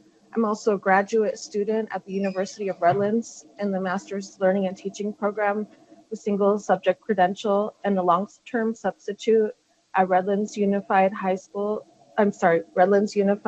District in San Bernardino County. I'm here to discuss the Commission Agenda 3A. I'm a member of the CARE Ed, California Alliance Researchers for Equity in Education. I'm in support of CARE Ed's petition demanding an immediate and permanent end to high-stakes standardized testing mandates in teacher education for all the reasons stated previously, and also some personal reasons. I personally have failed the first subset of my subject, and as I've poured more money into preparation, study, memberships to review and identify my weak points, I discovered that medieval literature is not my strong suit. I don't even recall learning this Eurocentric literature in high school, and I'm going to keep lining the pockets of Pearson, the private company, because that's what I need to do. But many people are not going to be able to keep pouring money and going further into debt to do this. And how many good teachers will never teach because of the price and discouragement of this type of testing? Teaching is about instruction from a lesson plan with a guide, present. Lessons are usually taught in teams now and not from memory. I've worked in the UC system prior to going on this journey for over 13 years, appointing adjunct lecturers to teach at the university level with no credential, but instead a master's requirement only. I have met about 132 teachers from my own children's education career. And out of these teachers, there's been only a small handful at best that could relate to my son in their class who expressed interest for helping my child, who wanted to differentiate instruction. Most teachers have not been exceptional or memorable. And that is why my goal is to teach the way I wish that my children should have been taught. Why I will not give up. I was 17 years old when when I had my son, and I walked across the graduation stage 8 months pregnant. Everything I've done to this point has been to make my children's lives better. And I need for my kids to know that this is possible, that I have to persist and fight for reasons why my son hasn't been suspended. I've been through hearings to fight for his differentiation of instruction. I need to be the teacher that can relate to these students, teachers that look like who they are and what I'm call a Japamalan. I'm Japanese and Guatemalan. My grandmother graduated from a Machi camp in the Japanese internment camp for US citizens who were of Japanese descent. I need to be a teacher for all of these reasons. And we urge you, in place of these tests, to provide models for how institutions are effectively using a variety of more authentic criteria and using previous university coursework, supervisor evaluations, communities, work in schools and community settings, and experience of addressing issues of diversity and justice. And supporting these institutions in developing and implementing their own criteria and process for ensuring that diversity and justice are at the heart of admissions. Thank you for your time. Mary Dolan, please state your name and affiliation for the record. Good morning, commissioners and commission staff. My name is Mary Dolan, and I am an administrator with the Educator Preparation Programs at Tulare County Office of Education.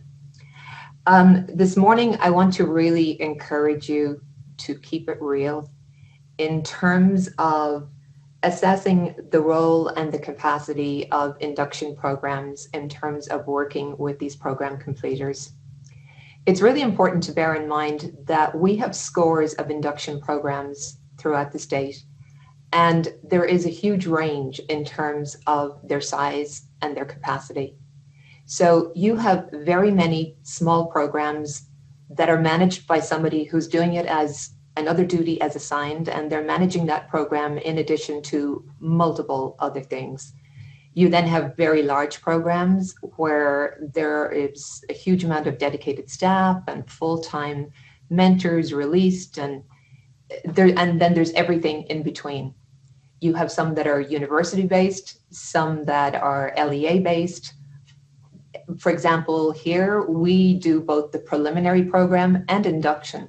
So for us to step in and help to take care of deferred requirements in our induction program, it's not a big ask for us because we have that expertise in-house. But for many programs, it is a big ask because the expertise does not rely in-house. I think that sometimes some of the people who have access to the table and to contribute are from the larger programs. And I know I've had a lot of interaction with smaller programs, and they're feeling extremely challenged. People who lead induction programs, they consistently are the kind of individuals who wear the superhero cape and they want to do it all. And they're like, yes, yes, yes, yes. But it's a really, really big ask. One of the things that I think I'm really aware of is as I interact with preliminary program partners, and even within our own program here, I'm aware that a huge number of our candidates are going to be exiting with deferred requirements.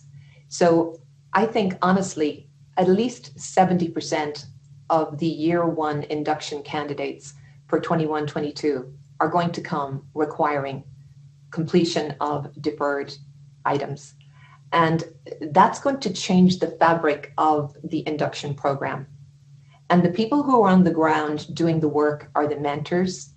And even if the leader of the program is like, we can do this, it's those mentors that have to really do a huge amount of the pull. So I'm just asking you to be aware. It's very, very complicated. Thank you so much. Antonio Vasquez, please turn on your camera if available and state your name and affiliation for the record.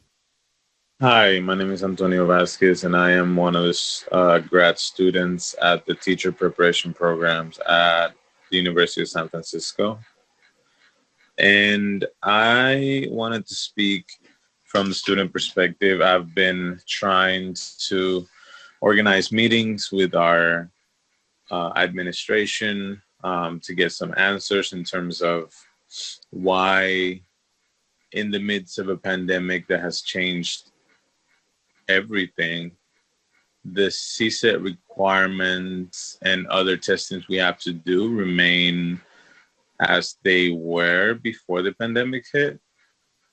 Meaning there's no flexibility. We got admitted conditionally to the program with the understanding that we had to pass a CSET before our second year.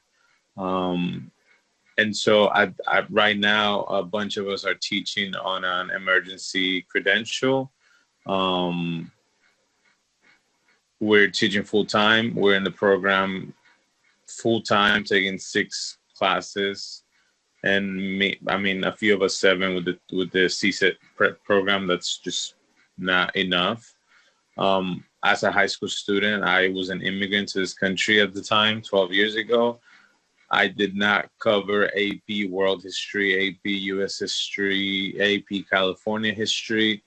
So when I'm being asked, you have to go through all these textbooks to prepare for the CSET on top of teaching full-time, on top of going to grad school full-time and taking all these classes, I know come July, I will not have passed the CSET. It's just not.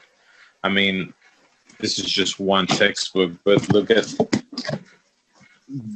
the width of this thing. And it's just, it doesn't work. It doesn't make sense. We're in a global pandemic. Everything has shifted, but somehow we are still upholding this testing structures that have proven not to work.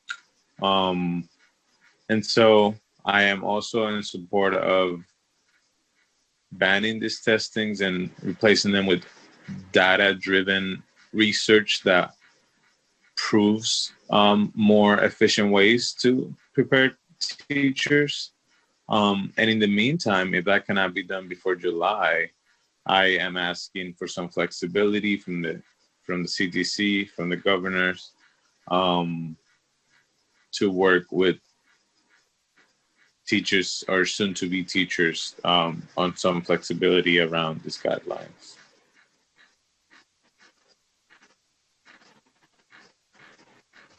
Thank you. Next is Marianne Mayhews. Please state your name and affiliation for the record. Great, thank you so much for hearing public comments. My name is Marianne Mayhews. I work at San Jose State in teacher preparation. I'm the multiple subject program coordinator, and I am also the Cal TPA lead at San Jose State in the multiple subject and single subject credential programs. So I'm here to speak today to ask that you request that the governor extend the executive order at least through December 31st, specifically regarding flexibility with the TPA and the RECA, asking that you extend the option for our fall 21 graduates at minimum to get their preliminary credential with that TPA or RECA renewal code. So just a reality check on the ground. Right now, we've got our phase 1 candidates who are student teaching. We have at least 3 districts that we work with who are not allowing recording at all. So these candidates who are out in these districts have no ability to complete their cycle 1 of Cal TPA at this time. There's an equity issue in terms of getting Cal TPA done. We don't want your ability to be able to finish the TPA or not and be able to get your preliminary credential or not dependent on where you landed in the district. If you were lucky enough to get in a district that allowed you to record, that allowed you to distribute permission slips. So it's an equity issue in terms of that districts are making individual decisions, and our student teachers, we place in more than 18 different local districts at San Jose State, and the districts are not all doing the same thing. They're not all moving on the same timeline, and our candidates do not have the same ability to get the Cal TPA done. Also, just wanted to bring up that CalTPA as a check on teacher candidate readiness to be out in the field. Just acknowledging that we have evaluation and feedback aligned to the TPEs already built into the program. So, you know, the teacher candidates are getting feedback, they're being evaluated all throughout the program as to their competency and their readiness to be a teacher. And of course, if we see somebody's not ready, you know, we are taking appropriate action. Also, just wanted to mention that students are under great stress right now during the pandemic. They are under extreme financial stress. We have many students and their entire families who have gotten COVID, and some have had to pull out of the program temporarily. Some have had to take incompletes and courses. Some have had to pull out of student teaching. There are great mental health stresses right now on the students, and having the flexibility to defer CalTPA to the next semester or possibly into induction is something that has relieved the students greatly in terms of their stress level, that is one place where they have some flexibility.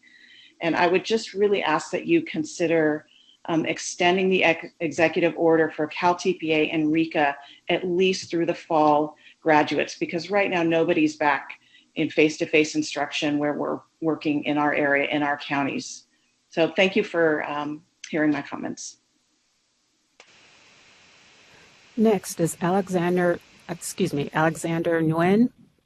Please state your name and affiliation for the record.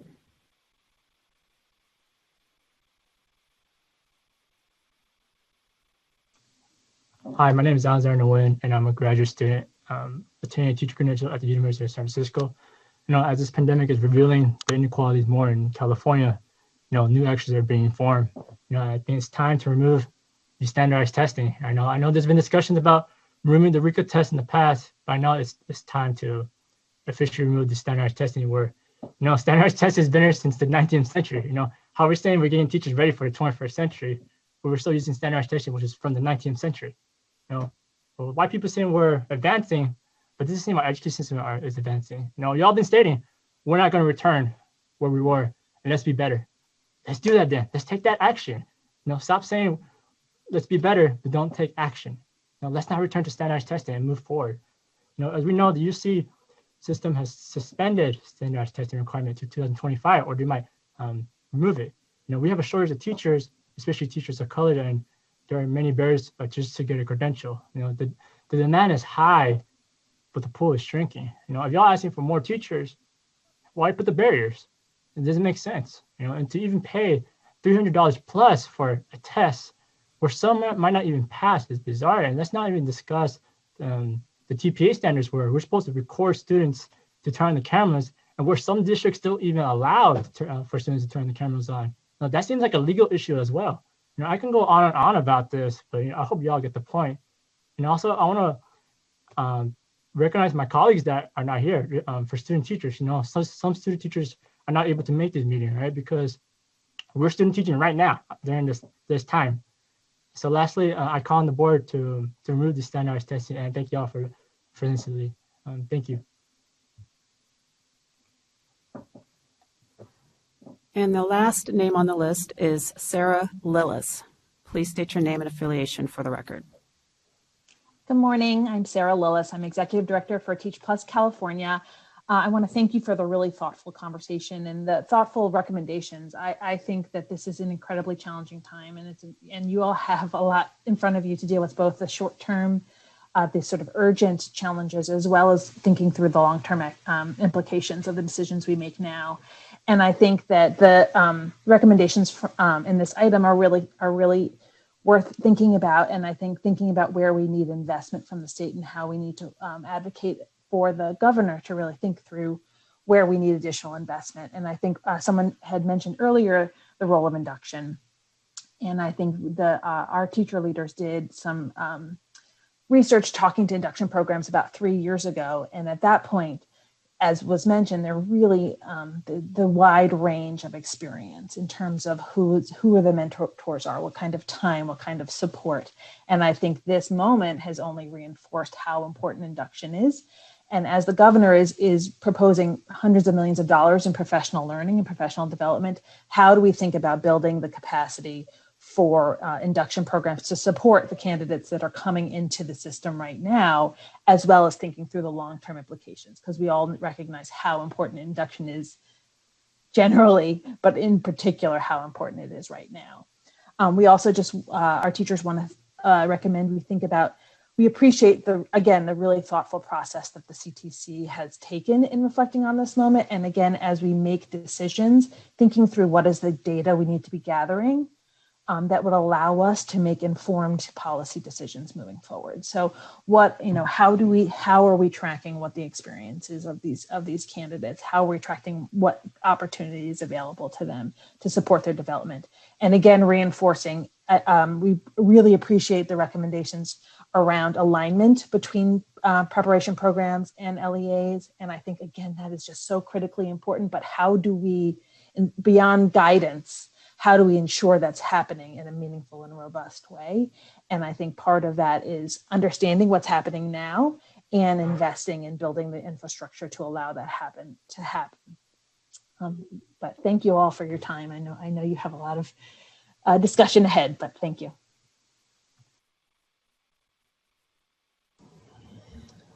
Thank you, everyone. Secretary, are there any other public comments? We do not have any additional comments. Thank you. Thank you. The public comment period for this item is now closed.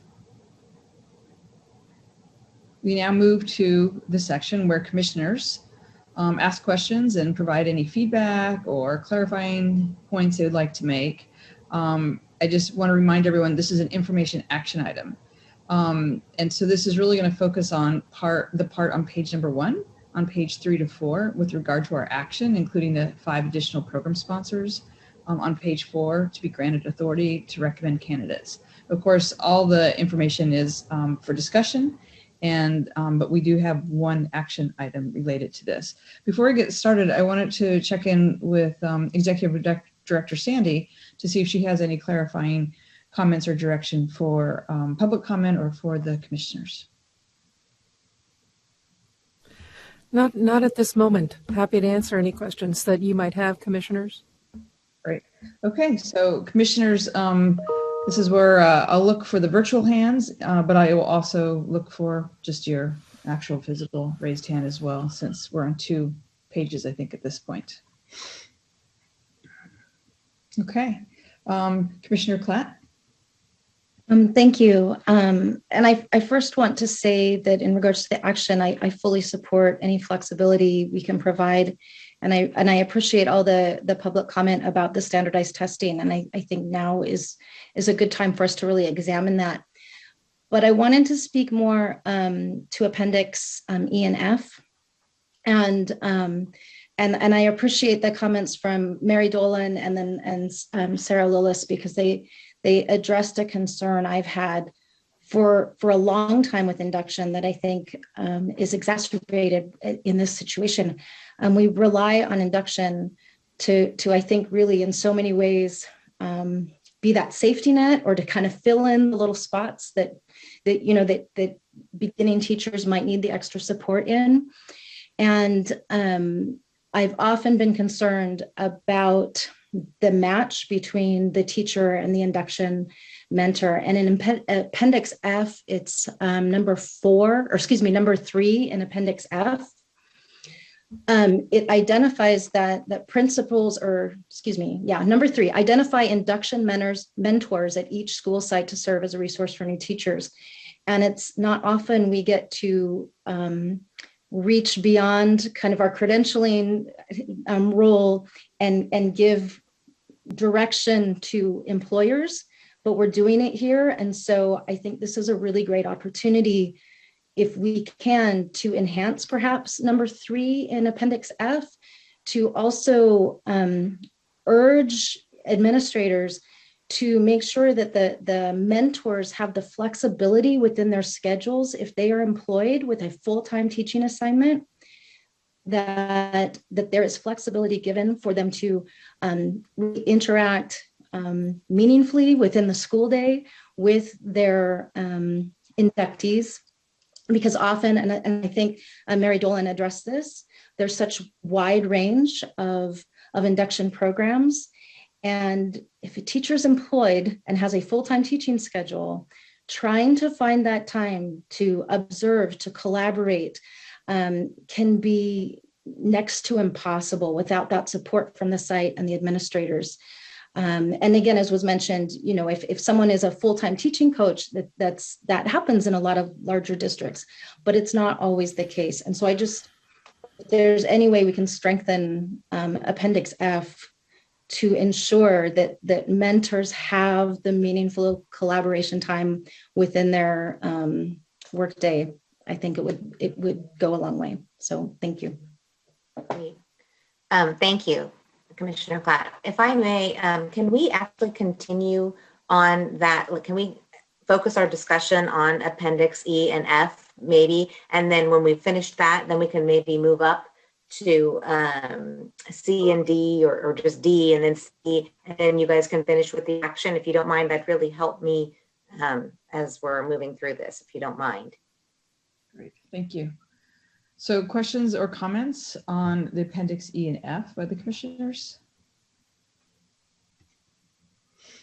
Okay, we're going to start with Commissioner Simons and then move to our student liaison, Corey Jones. We can't hear you, Commissioner Simmons. I Zoom all my life now, and it seems like I should be able to remember to unmute myself. Okay, one of the difficulties with being part of this collaborative group was that so much of it is actually beyond the purview of the commission.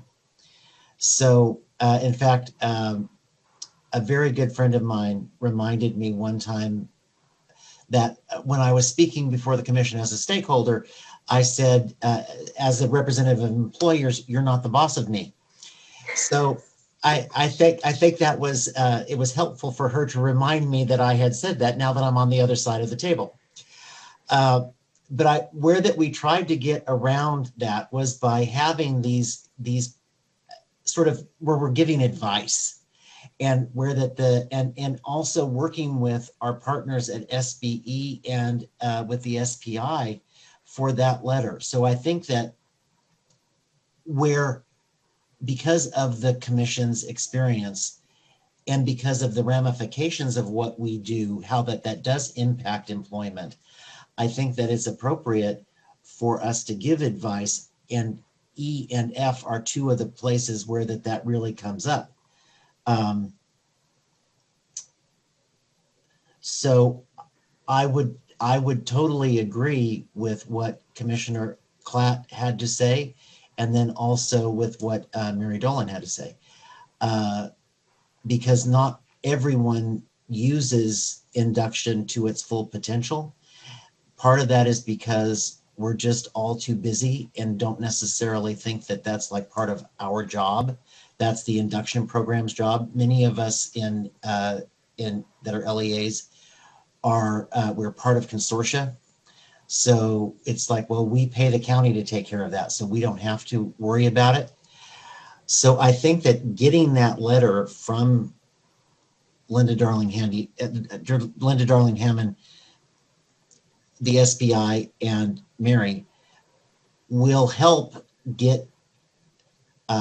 help move us forward in that. So I really like the idea of the letter, and I think that the letter in particular is one that maybe people will pay attention to. Great, thank you. Student Liaison Jones, I know you were next, but I also just saw that Commissioner Jackson raised her hand, and I just want to ask if Commissioner Jackson wanted to respond directly to that, or should we go to Student Liaison Jones first? Yes, my comments relate to that, but I would rather just wait and take my turn, and I can bring it around. I'm speaking to items E and F as we've been directed. So. Right. Student Liaison Corey Jones, floor is all yours. So for the recommendations, so I see that it's a recommendation, and I guess I just need some help understanding what that means. So is it that these letters are sent directly to all the ELAs, the LEAs and the administrators, and then they're given, like how Commissioner Simmons said, advice. But then is there any follow up with if they met that role, or how is their follow up? I'm kind of curious on that process and how that works.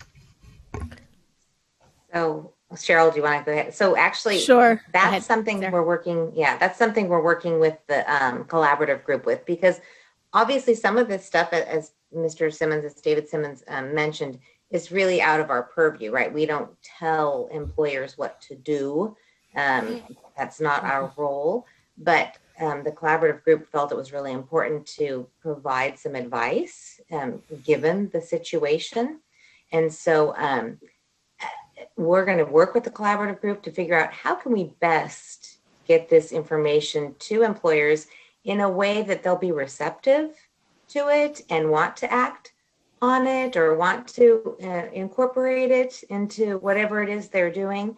And so what that looks like, where I personally am not sure about what that may look like. Mr. Simmons referred to the letter, that would go out, but follow up, I'm not clear on what the follow-up would be. So, but Cheryl or Mary, if you have something more. Did you want to say something? I was just going to echo what Sarah said. We will rely on others who have that expertise and is within their bailiwick. So relying on the other professional associations to figure out what the best way to communicate that information to employers. The idea here is to provide them with information about what we know about these candidates coming out today and making sure they have that information so they can make their decisions. Okay, and I really appreciate. Can I just add a little bit to that? I just wanted to add that while we don't have authority to leverage hiring procedures precisely the way we would like to, or the way we would like to recommend, I think one of the things we acknowledge is that this whole process, this whole moment that we're in schools right now, administrators, HR directors, superintendents, everybody is running full bore down the road as hard and as fast as they possibly can to get all of the things that need to be connected and working. And it's important. It's really quite vitally important, I think, to everybody working in the schools that we get the teachers into the places where we need to, that we get student teachers, we keep the pipeline moving effectively forward. But this is happening in the context of a storm, a huge storm of activity to just try and get it all right. So I think the main purpose behind a letter of this sort, and it's the second of its type, because Chair Sloan, President of the State Board, Linda Darling-Hammond, and State Superintendent Tony Thurman sent one out last year as well. Letters coming from these policy leaders in the state tend to rise to the top of the desk for people, and keeping this in front of this community of employer and teacher and student that is working so hard is the goal.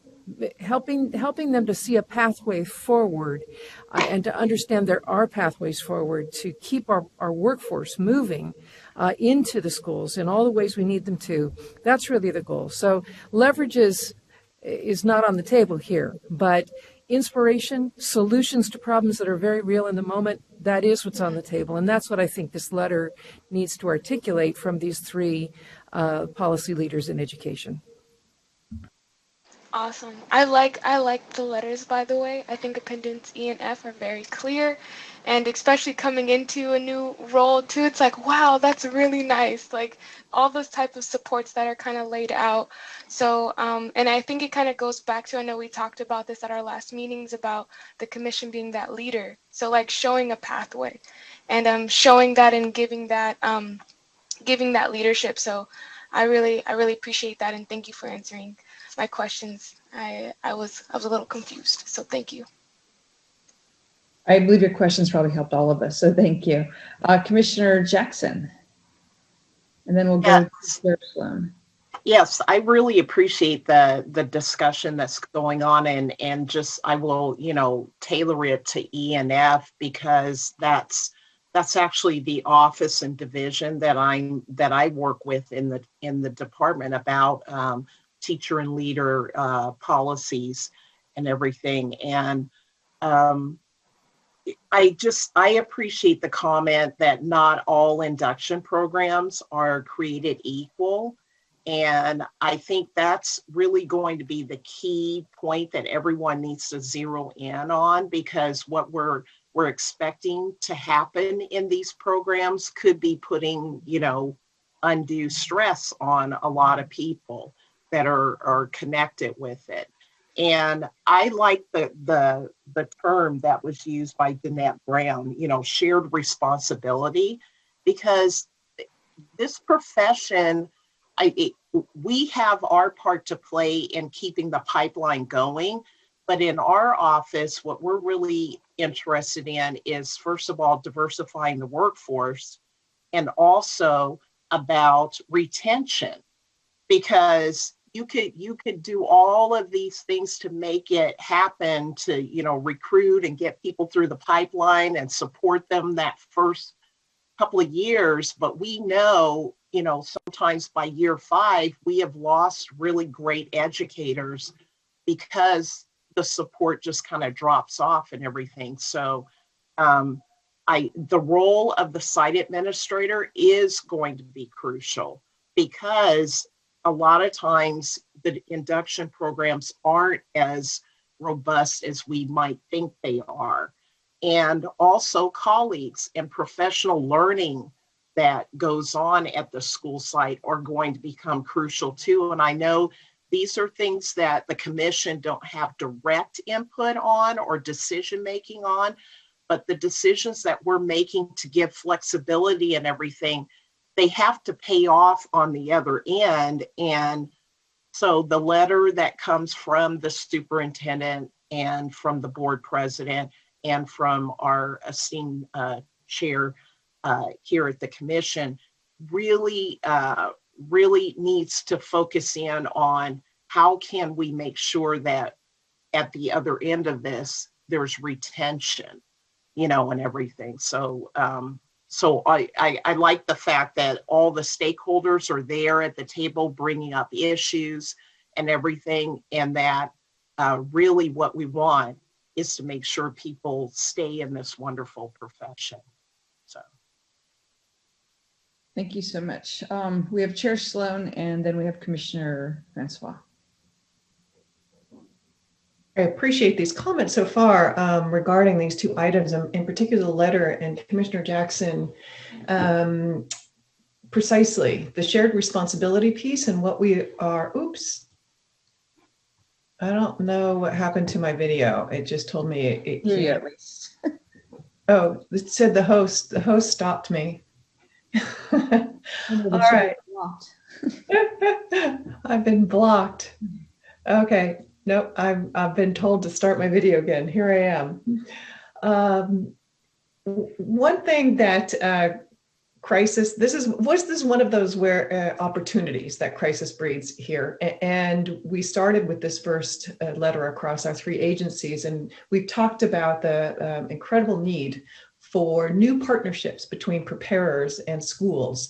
And so I've been attending those collaborative groups as much as I can. And one of these very bright members came up with an outline for what these letters in future would entail.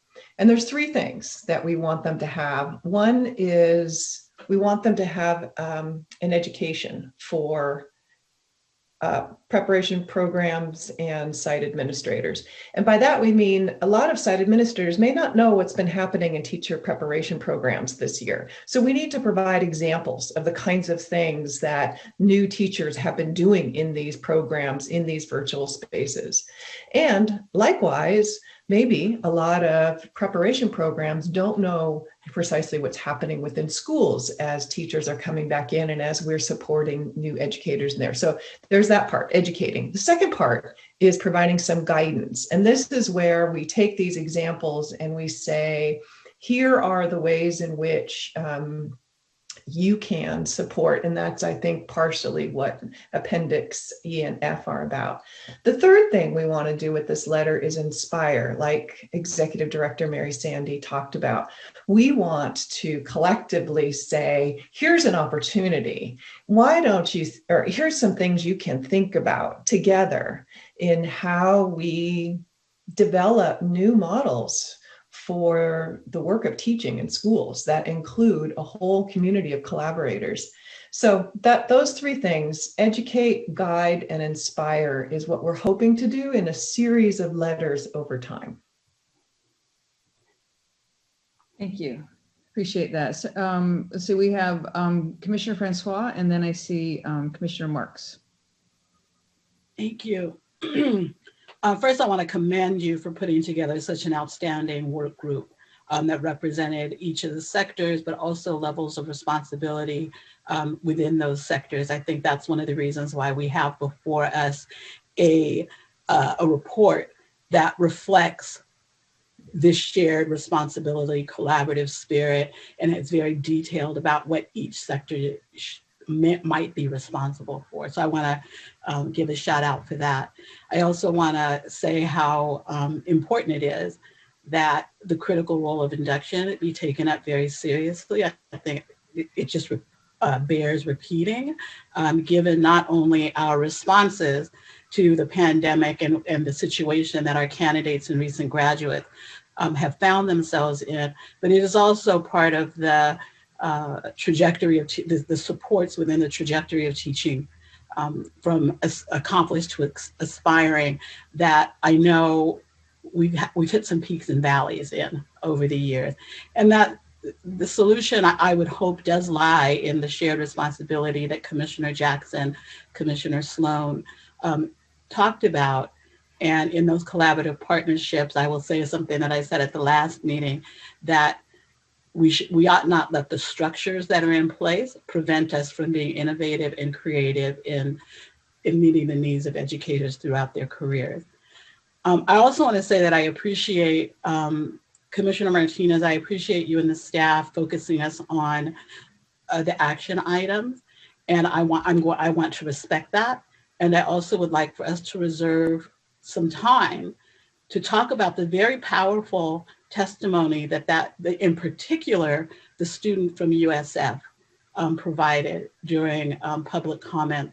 It seems, in full transparency, it seems very odd to me that we're moving forward on taking action and discussing the technical pieces without first considering and discussing the macro issues embedded in what we heard this morning. I was taken by Professor Ayer's comment, invisible wall of structural racism. And I can't help but ask myself,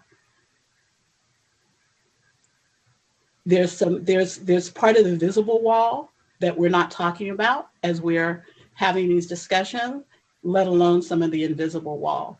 And so, Commissioner Martinez, I would respectfully ask that as we move through this, or if we move through this, that we come back to that powerful testimony and we take that up.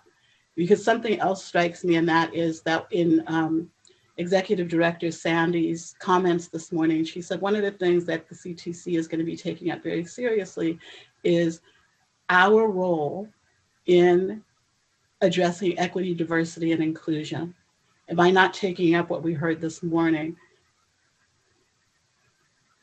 we've stopped ourselves before we started. So. Thank you. And we are able and will, as the commissioners choose, be able to talk about this entire document. We only have to take action on one item, but the discussion is, of course, open to all items that have been presented around supporting teacher and teacher preparation during this time. So I think I saw Commissioner Marks, and then we'll go to Commissioner Wall. Just real briefly, one comment directed at Appendix E and F. I feel like I have to represent my site administrators and past site administrators in which I've served under. When you bring up the term shared responsibility, the hair grows, just stands up in the back of their head. Because at my site, a K-8 site with over 500 students, our site administrator loves this aspect of her job, EF, and I think most administrators would, but she is also the IEP coordinator and present at every single IEP meeting, the SSIT coordinator, the school nurse because we have none, the school psychologist because we have none. And so I don't know that she feels a shared responsibility. She feels that this is one more formalized aspect of her job. I mean, an aspect that she truly loves and wish she could devote all of her time to, but has been buried by other responsibilities. And the second unrelated that refers to the testimonials we heard, I don't know if it's because I'm ending my career in education and most people, I guess, become more middle ground, but I feel like I've become more radicalized.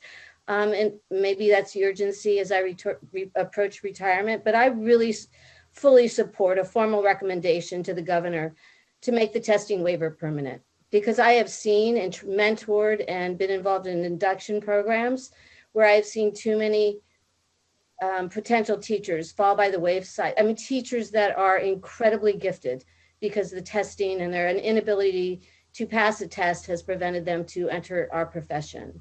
Gifts to children in their way of relating to children.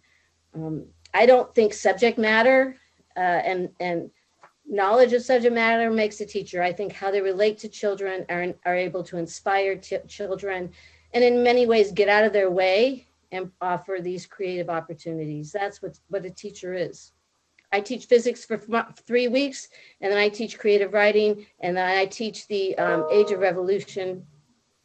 I have abilities, none of them, but the kids and my relationship with the kids inspire me to learn those things. So, unrelated.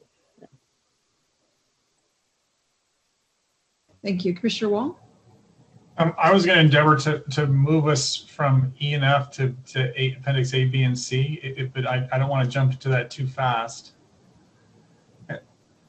Because my comments are sort of are trying to make a bridge between, I think, Commissioner Marks, Commissioner Francois, and then A, B, and C. So I'll go ahead and give it a go. That's right, Zoom land. You know, I'm deeply appreciative of the specific guidance here on waivers. I think they'll be incredibly useful to the field, and I echo the comment about the really great collaborative work of this working group that has provided this. I think it'll be tremendous.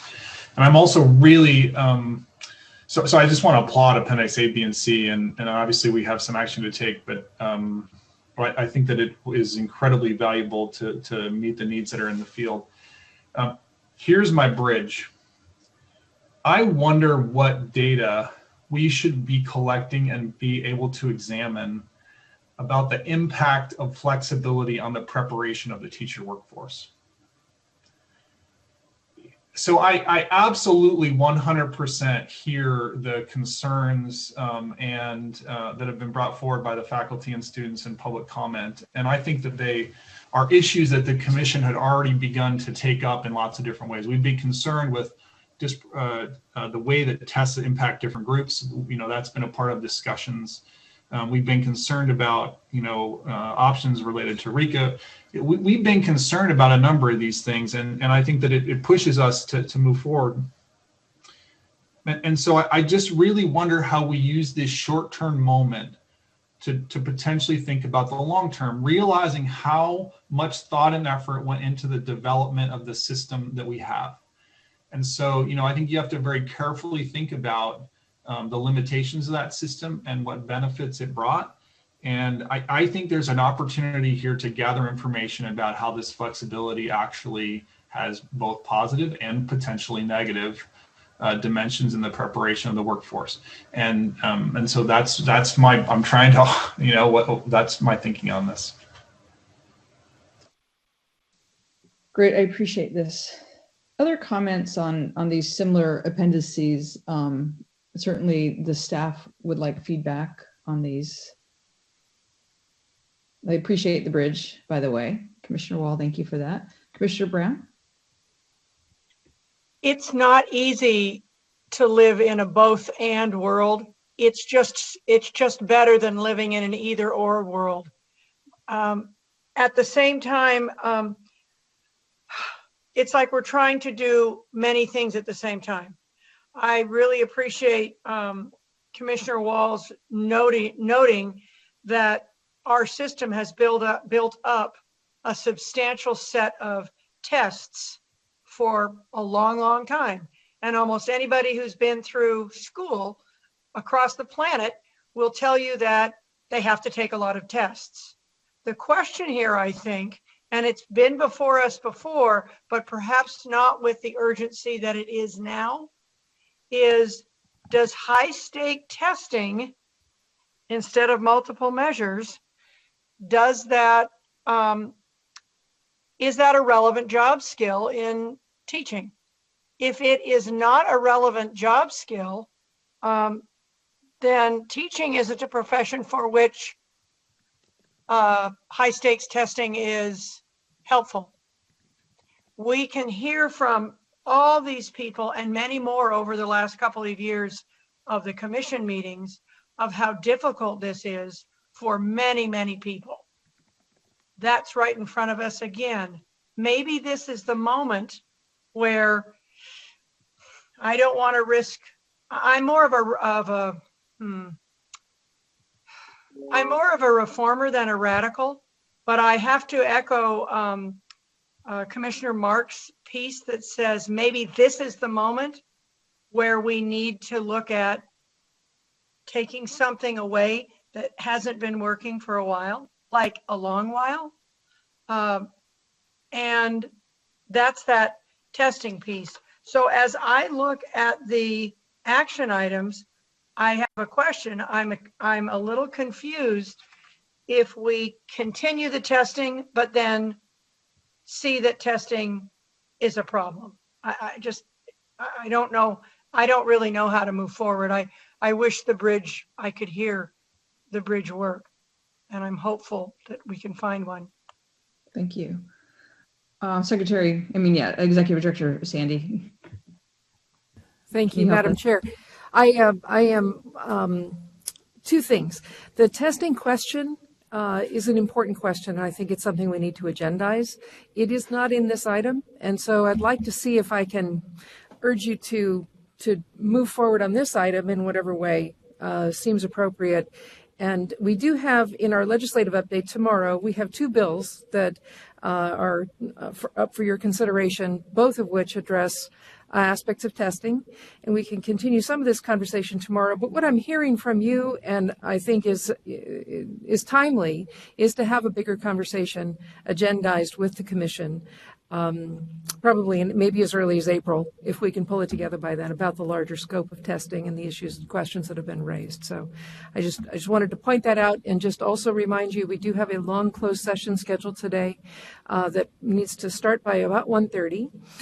So we are probably going to move item 3C, with your permission, to tomorrow, and hope that we can get both a lunch break and 3B done before 1:30. Thank you. Thank you. Commissioner Marisol, did you want to put your hand down purposely, or did I lose you? Yeah, Director Sandy actually answered my question, okay. So I'm good. All right. Commissioner Simons. Okay, now that we're on talking about the CSETs, I wanted to say that what is also beyond the purview of the collaborative group was the impact that CSET has beyond getting your preliminary or your clear. The CSET is also used for GLAPs and for BASPs, or the new BCLAD. So the impact that we have, the executive order, as I understand it, did not relate to the GLAPs or to the BASPs. So I think that also is something that is going to need to be addressed. I was very appreciative from Dr. Sandy the other day, helped me figure out a way to get around a problem because of this issue. But even that was a short-term solution. So if we have people who have clear credentials who are trying to enter into a dual immersion program, or who are trying to move from one subject matter to another, really the only feasible way for them to do that is to take a CSET. And because the CSET is designed as an alternative to either doing a bachelor's degree or a subject matter waiver. So I think that for those people who are at different places in their career, besides just the preliminary and clear, those people need to be addressed in terms of what we're going to do with CSET in the long run also. Thank you for the clarification. Okay. Commissioners, other comments or questions about any of the information on this document? And then are there any particular questions for part 1 on page 3 and 4 that we do need to take action on? And if not, I'm going to move us. Oh, yes. Commissioner Klatt. Well, I was just going to say, with the understanding that the testing issue is a really important one, and I have confidence, as Director Sandy stated, that we'll take it up later. But with that in mind, I would move, if we're ready for it, to I would move the staff, or the recommendation from staff, number 1, that we extend the ability for commission-approved educator programs to recommend a candidate for program sponsor variable term, and move those recommendations, the flexibility, and 2, to approve the additional 5 institutions that staff recommendation to. So I will move those 2 recommendations. Okay, I appreciate that, and also appreciate the reminder about the agendized. Do I have a second motion for this? Okay, I see Commissioner Klung seconds the motion. And do we have any further discussion? Student Liaison Jones, were you? Yep. Yeah, I had a question for the PSVTW. Does the person still need to be enrolled with the residency program or at an institution during that year that they teach? I believe the answer to that, and I'm trying to remember, is that they need to be affiliated in some fashion, so they don't necessarily need to be enrolled, I believe. So they, oh, okay. Yep, that's correct, Cheryl. Okay, that's cool. Great. Thanks for the clarification. Thanks, Aaron. Okay, with that, with the motion, will the recording secretary call for the vote? Each member respond with aye, nay, or abstain. Chair Sloan has the hand. My apologies, Chair Sloan. Sorry, I just wanted to quickly emphasize, one of our commenters also commented on the fact that there are some candidates finishing their programs in the fall and requested, an extension in that way. And while the executive order does not currently, but this speaks to all of the conversation that we have been having today, which is about the lived experiences that candidates are having right now in teacher preparation, both with the significant stress of COVID, the significant stress of inequalities, the significant stress around racial injustices, all of these things that we have talked about. And this is a reminder that this isn't the end of these items. We're going to see this every meeting. And we are going to continue to, well, not every meeting, I can't promise, but we are going to be working with these kinds of flexibilities for a while now, because we know this isn't over. And in particular, we will start agendizing items that are coming up in these conversations that are going to move our equity and justice agenda forward. So I know that we will have more conversations around our exams as well.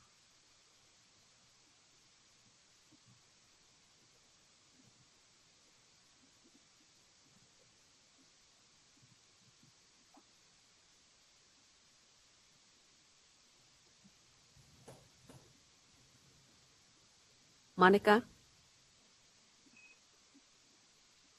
Yes, Commissioner Kang, sorry.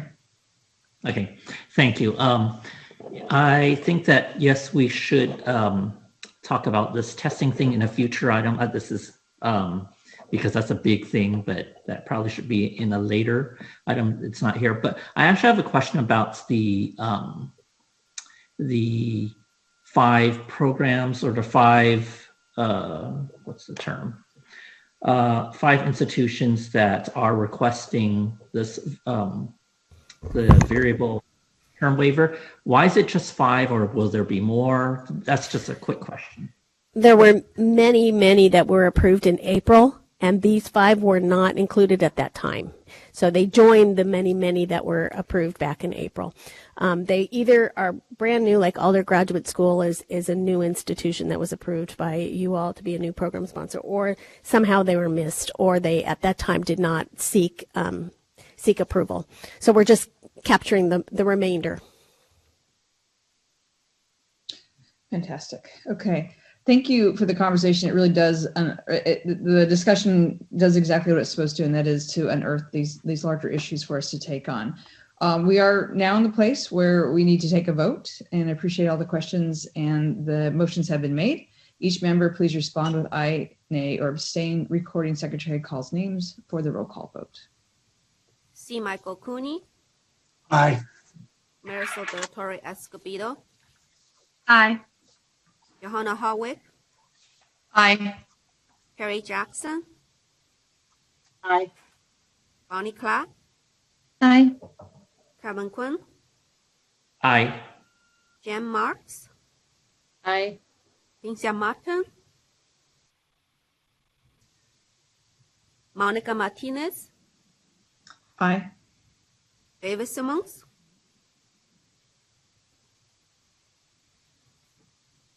Aye. Tina Sloan. Aye. Motion carries. Great. Thank you so much. Thank you, Ms. Hickey, and thank you, Dr. Solari Colombini. As Executive Director Mary Sandy suggested, we are going to go ahead and break for lunch. I'll look to Chair Sloan, but I think we want to break for a 30-minute lunch.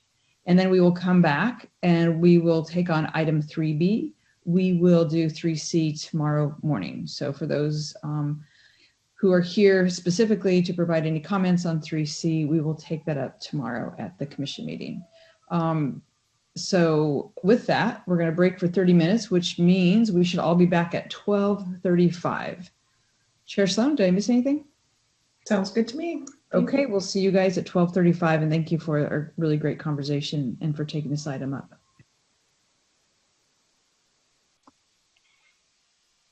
Hi, Teacher Corey. Do they call you Teacher Corey? They call me Miss Jones. Oh!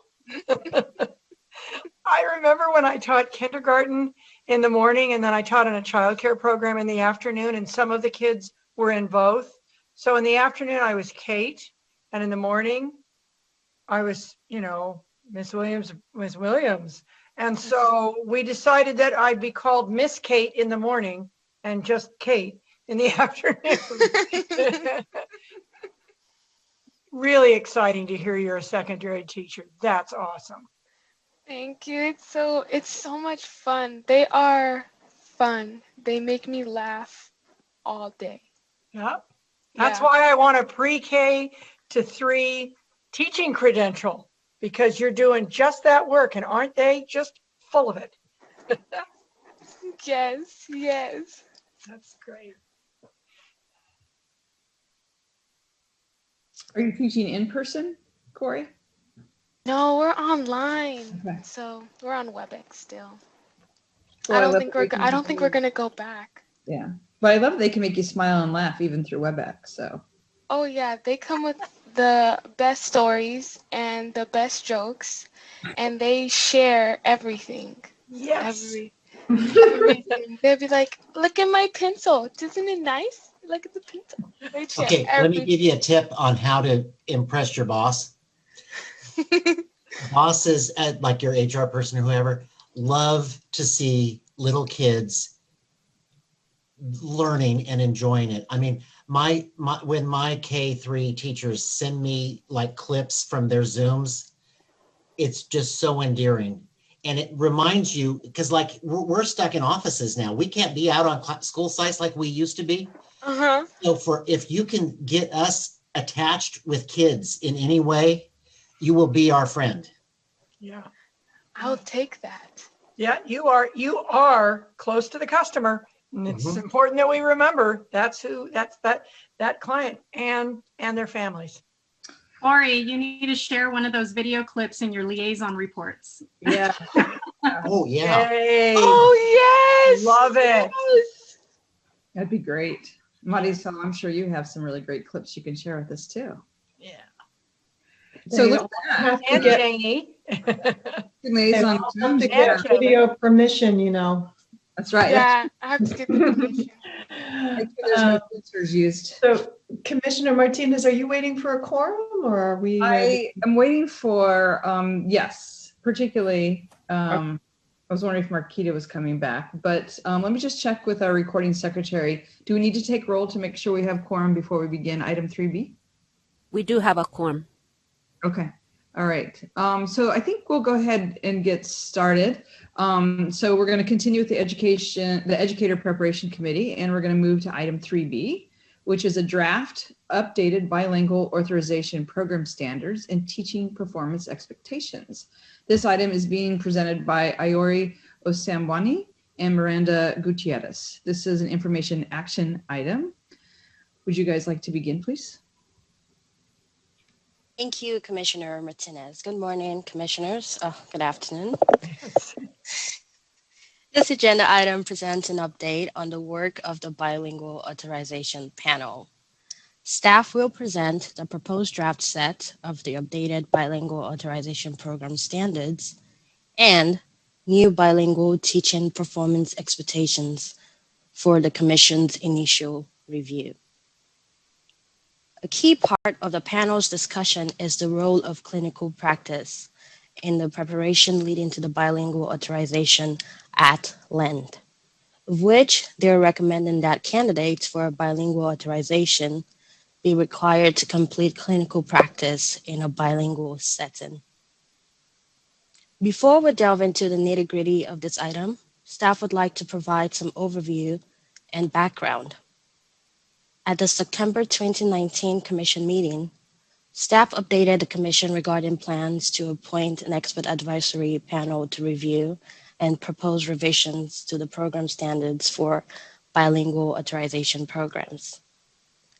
At the June 2020 Commission meeting, staff presented an update of the panel's work and provided a full list of the appointed panel members and liaisons. The list can be found in Appendix A. Between May 2020 and present, staff have been working collaboratively with the panel members to analyze the current standards and provide draft revisions for the Commission's review. Panel members identified overarching themes they believed needed to be included in the draft revision. The panel also identified the knowledge, skills, and abilities that a bilingual teacher candidate should have at the time of recommendation for the bilingual authorization. The bilingual authorization is an additional authorization. It may be added to a prerequisite teacher credential. It also authorizes the holder to provide instruction in the language of the authorization within the context area of the prerequisite credential. There are three options for obtaining the authorization. Candidate could complete a commission-approved program, or take and pass the 3 subtests of CSET, or they could successfully complete a combination of commission-approved program coursework and pass exam subtests. The panel's work was grounded in and guided by policy changes that have significantly altered the landscape and influenced the preparation of and demand for bilingual teachers. These policy changes include Proposition 58 that was passed in 2016. Consequently, the California State Board of Education approved the California English Learner Roadmap policy in 2017. Equally important is the California Department of Education's Global 2030 initiative. With the policy shift in California for bilingual education and for educating English learners, members of the California Association for the Bilingual Teacher Educators engaged Commission staff in conversations in 2018 to urge the Commission to update the bilingual authorization program standards. And here we are. A panel was appointed to review and update the current bilingual authorization program standards. My colleague Miranda will present the proposed draft bilingual program standards. Thanks, Iori. So the bilingual authorization program standards were last updated in 2009, and they're made up of 6 standards that are listed on page 3 of the agenda item. These standards include what the program is responsible for offering candidates, as well as the knowledge, skills, and abilities that candidates must have at the end of the program. The draft standards in this agenda item only specify what the program must provide to candidates. The knowledge, skills, and abilities are now addressed through the new proposed bilingual teaching performance expectations, or the BTPEs. The draft standards can be found in Appendix B, and the bilingual TPEs can be found in Appendix C. The format of the draft standards follows the same format of the preliminary multiple subject, single subject, and new education specialist program standards. Table 1 on page 4 shows how the proposed draft standards correspond with the preliminary program standards. And although the preliminary program standards do include a standard on the teaching performance assessment and an induction individual development plan, those standards are not included in the draft bilingual authorization standards, as this is an added authorization, which we'll discuss a little more in this item.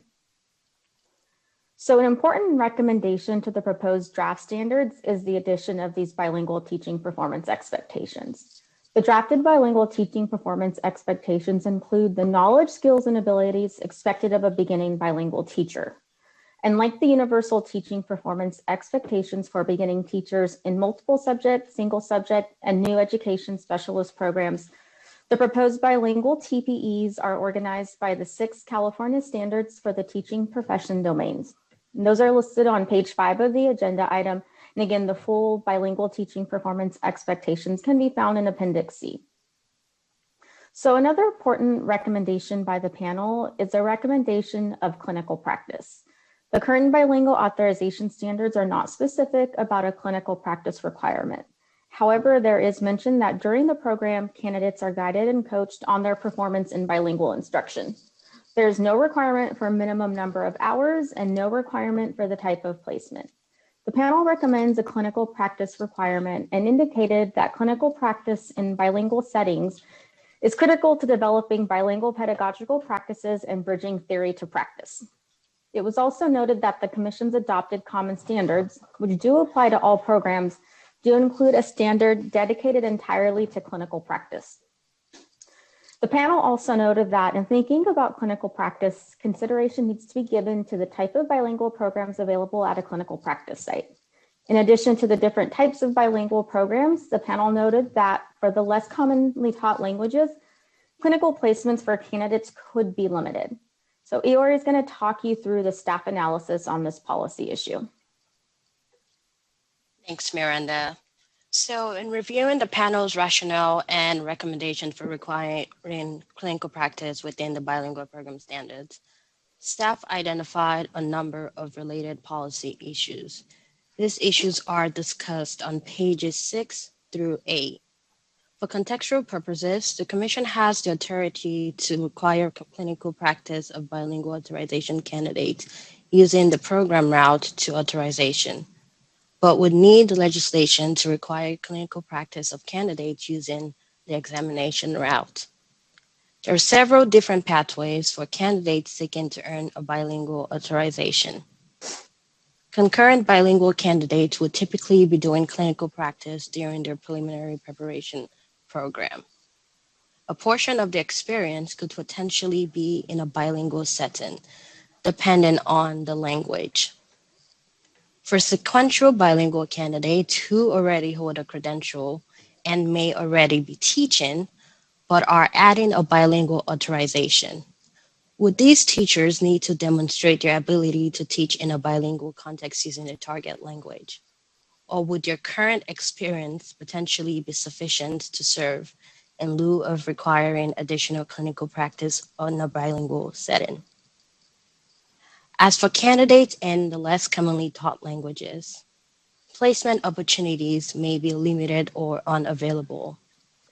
The panel discussed the option that candidates could demonstrate their ability to deliver academic content in the language of instruction through like specialized activities as a proxy for a clinical practice. However, candidates taking the examination route are not required by law to take coursework or participate in clinical practice. If examination route candidates are subject to a clinical practice requirement, legislation would be needed. Subsequently, candidates using a combined program examination approach to earn the bilingual authorization would need tailored solutions to meet a clinical practice requirement. Miranda will discuss the added authorizations and clinical practice. Great. So looking at the commission standards for all added authorization programs, they do vary in how clinical practice is included. So the standards for added authorizations in special education do not require clinical practice within the standards. However, the added authorization programs in math and reading do include a standard on clinical practice. The math and reading added authorizations, they don't include a minimum number of hours, but those standards do specify that the field experiences are integrated into coursework. They're aligned with the candidate competencies, and that candidates are guided, coached, and receive feedback on their field experience. So some questions to consider when thinking about clinical practice. As you already noted, the policy changes in bilingual education have increased the need for more bilingual teachers. And while CDE's Global 2030 initiative aims to increase the number of teachers with the bilingual authorization, would adding a clinical practice requirement be a barrier to credentialing more teachers? So looking at the routes to the authorization, when the commission last adopted bilingual authorization standards, the program route and examination route did not include a clinical practice requirement. If the commission were to require clinical practice for all bilingual authorization candidates, a requirement would need to be included in these standards. And as you already mentioned, legislation would be necessary to require clinical practice for examination candidates. Another option is that the commission could consider a clinical practice requirement for concurrent candidates only. So when thinking about clinical practice, instead of a minimum number of hours, and as you already mentioned, the panel discussed the idea that candidates could be assessed by their preparation program. In particular, for those less common languages, candidates could demonstrate their ability to provide instruction in another language through specialized activities within the program. If the commission were to decide to allow specialized activities for clinical practice, then the draft standard in Appendix B would need to be revised. So given all this information and the implications for different types of candidates earning the bilingual authorization, staff has several questions for the commission, and those are listed on pages 8 to 9 of the agenda item. Staff suggests that the commission discuss the policy questions related to clinical practice for bilingual authorization candidates. Additionally, staff is recommending that the commission review the proposed draft bilingual authorization standards and draft bilingual TPEs, that the commission directs staff to seek stakeholder feedback on the draft standards and BTPEs and report these findings at a future meeting for further consideration. And lastly, that the commission discuss the policy issues and implications noted and provide staff with guidance. And staff has also identified some next steps for this work which Iori will talk us through. Thanks, Miranda. So for next steps, staff will continue to work with the panel as the work progresses. If directed by the commission, staff will move forward to seek stakeholder input on the proposed draft bilingual authorization program standards and the new bilingual teaching performance expectations, and will bring the draft standards and the BTPEs back to the commission for potential adoption at a future meeting. In addition, staff will respond to any direction the commission might potentially provide as a result of its discussion. This concludes the report. We are happy to answer any questions you may have. Thank you. Great. Thank you both so much for a great report. We will now open for public comment. And you guys have been given the email and the phone number earlier. Recording secretary, are there any public comments? Yes, first we have Sharon Merritt. Please state your name and affiliation for the record. And as a reminder, Just sorry, as a reminder, we will limit public comments to 2 minutes. My apologies. Good afternoon, Commissioners. I'm Sharon Merritt, Associate Professor of Teacher Education, faculty in the Bilingual Authorization Program at Fresno Pacific University, and President of the California Association for Bilingual Teacher Education, or CABTE. First of all, I'd like to affirm how much we at CABTE appreciate our collaboration with CTC staff, including Miranda and Iore, and our ongoing commitment to working collaboratively to bring about the changes in these bilingual authorization standards, as well as the establishment of the new BTPEs. CABTE has played a vital role in the development of this report through its members and leaders who have participated in the process, from the production of the white paper to this report. We thank them for this work and for the CTC entertaining and receiving it. Yesterday, we held a lively membership meeting at which 16 CABTE members and leaders discussed aspects of the report, focusing most of our time on the question of clinical practice, the inclusion or requirement of field work as part of the bilingual authorization. Uniformly, we agreed that bilingual education deserves excellent teachers, just as do all other forms of public education. And to assure the formation of excellent teachers, robust field work is essential. So we strongly affirm the need for the standards to include clear parameters for field work along all pathways. We are aware of the challenges involved in including field work in all pathways and are committed to serving our part in addressing those challenges.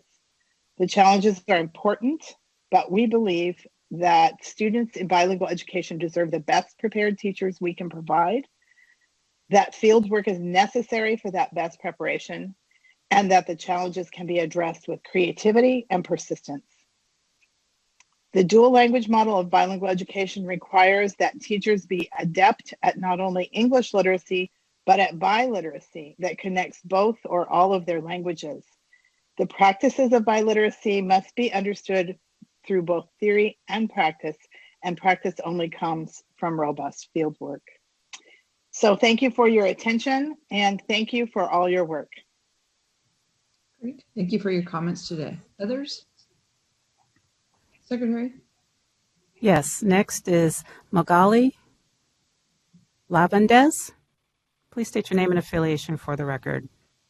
Good afternoon. I'm Magali Lavandez, and I'm Professor and Executive Director of the Center for Equity for English Learners at Loyola Marymount University. Along with all of my esteemed colleagues, I had the honor and privilege of serving on the CTC Bilingual Authorization Refresh Expert Panel. As my colleague Sharon has indicated, and others you'll hear from, the recommendations to include clinical practice for bilingually authorized teachers across multiple pathways surfaced as of critical importance. We've learned across our profession and the teacher education research of the importance of clinical practice in the process of learning to teach. And this research has been implemented in the current CTC preliminary program standards across the pathways. Teacher preparation research also emphasizes the critical component of guided practice through the support from more expert practitioners. It should not be different for bilingual educators, but regardless of the point or pathway in which they enter into the bilingual dual language teacher profession. As was mentioned earlier, there are varying applications of clinical practice across credential pathways and types, and we seek consistency and application of knowledge and practice. We've heard from bilingual teacher education experts through the documents that you have reviewed for this meeting, and namely the experts who contributed to the white paper from the Bilingual Authorization Working Group prepared by the Center for Equity for English Learners, from the CTC Bilingual Authorization Expert Panel, which represents all of the major education organizations and institutions across the state, of the importance of inclusion of clinical and field experiences for bilingually authorized candidates.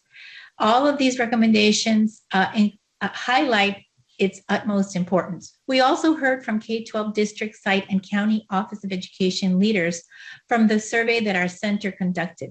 They overwhelmingly agreed that beginning bilingual teachers must have bilingual pedagogic abilities to support the development and implementation of the ever-expanding demand and growth of dual language programs across the state.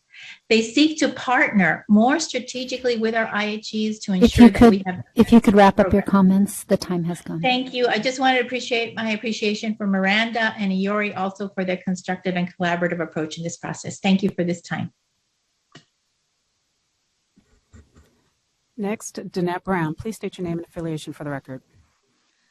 Hi, Danette Brown, and I'm a teacher in La Habra City School District, and I'm speaking today on behalf of the California Teachers Association. We applaud the Commission's efforts and the staff and the work group for focusing on this important issue. We're excited about the direction that California has been on for the past few years with the Prop 58, the roadmap, the Global 2030, and so we applaud the efforts. I would like to focus my comments on an area of great concern for us, and that is around the question of clinical practice for the sequential route and the exam candidates. We believe that it would be nearly impossible if you were a practicing teacher working in a district to do clinical practice in a bilingual setting if you weren't already in that setting. So one of the unintended consequences of this would be you would be excluding a whole segment of amazing teachers that might be able to support California as we expand our efforts in multilingual education. Additionally, on a personal note, I can share in my district in La Habra City, 7 years ago, we embarked on developing a dual immersion program. Most of our teachers that currently teach in our amazing dual immersion program, we recruited from within, and we supported them getting their additional authorization through the exam route. And we did that because those teachers understood our district. They knew our community, they knew our students, and they are amazing bilingual educators today. So I would urge caution in moving forward with requiring clinical practice for the sequential and the exam route. Thank you. Next is Ivania Soto. Please state your name and affiliation for the record. Good afternoon, Commissioners. My name is Ivania Soto, and I'm a professor of education at Whittier College, where I also serve as Director of Graduate Programs. I'm here today representing the California Association for Bilingual Education. First of all, I'd like to thank Miranda and the expert panel for their hard work on updating the bilingual standards. With the passage of Proposition 58 in the bilingual teacher shortage, it is an important time to be doing this work. On behalf of the California Association for Bilingual Education, we support that clinical practice be embedded in programs for all options, concurrent, sequential, as well as via testing, as we believe that this will strengthen the effectiveness of bilingual teachers in the field. Student teaching or completing fieldwork only in English will not prepare bilingual candidates for the realities as well as the complexities of teaching in a bilingual setting. Bilingual candidates should be able to experience the language allocations required, as well as the pedagogical methods such as cross-linguistic transfer and translanguaging in order to strengthen their own abilities. This practical and not merely theoretical experience can only happen via bilingual clinical practice. Such high expectations will ensure that highly effective bilingual teachers are fully equipped to meet the needs of their students. Additionally, as a person who is submitting a new BILA program in the next few weeks, I also request specific guidance for programs that will submit before the new bilingual standards are adopted, so that there is clarity regarding what the transition expectations will be. Thank you so much for your time. The last public comment is Clara Amador Langster. Please state your name and affiliation for the record.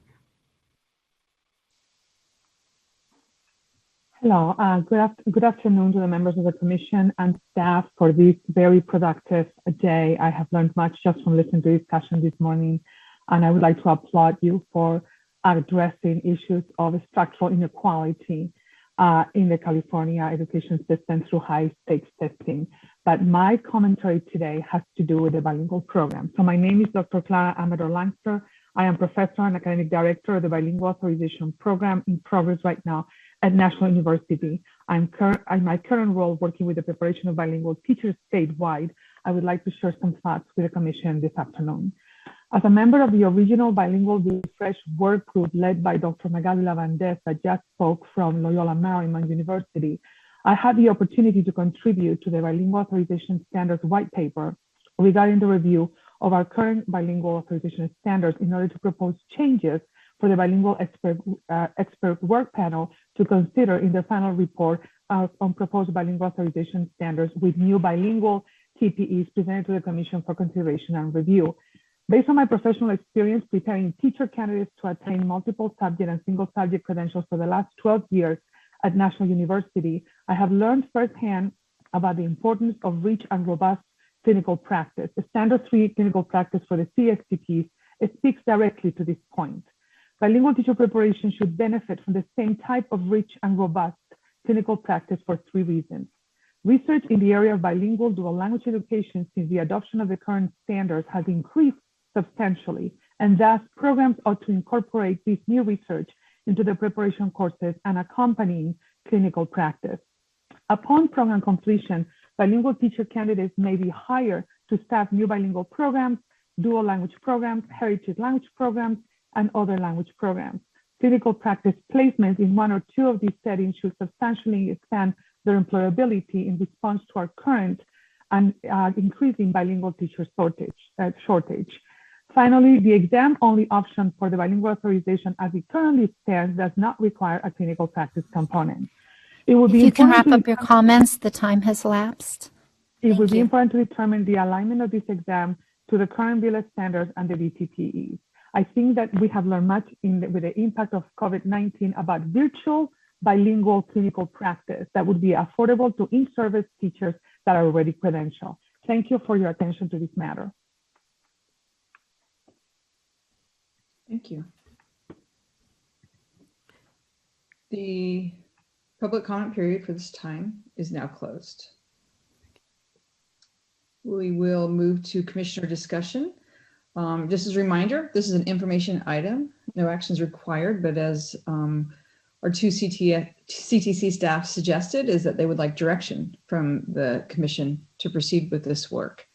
I will now open it up to commissioners. Our goal is to complete this item by 1:30 p.m. And so if you can keep that in mind as we move forward in providing recommendations to CTC staff. Commissioners, any questions or comments?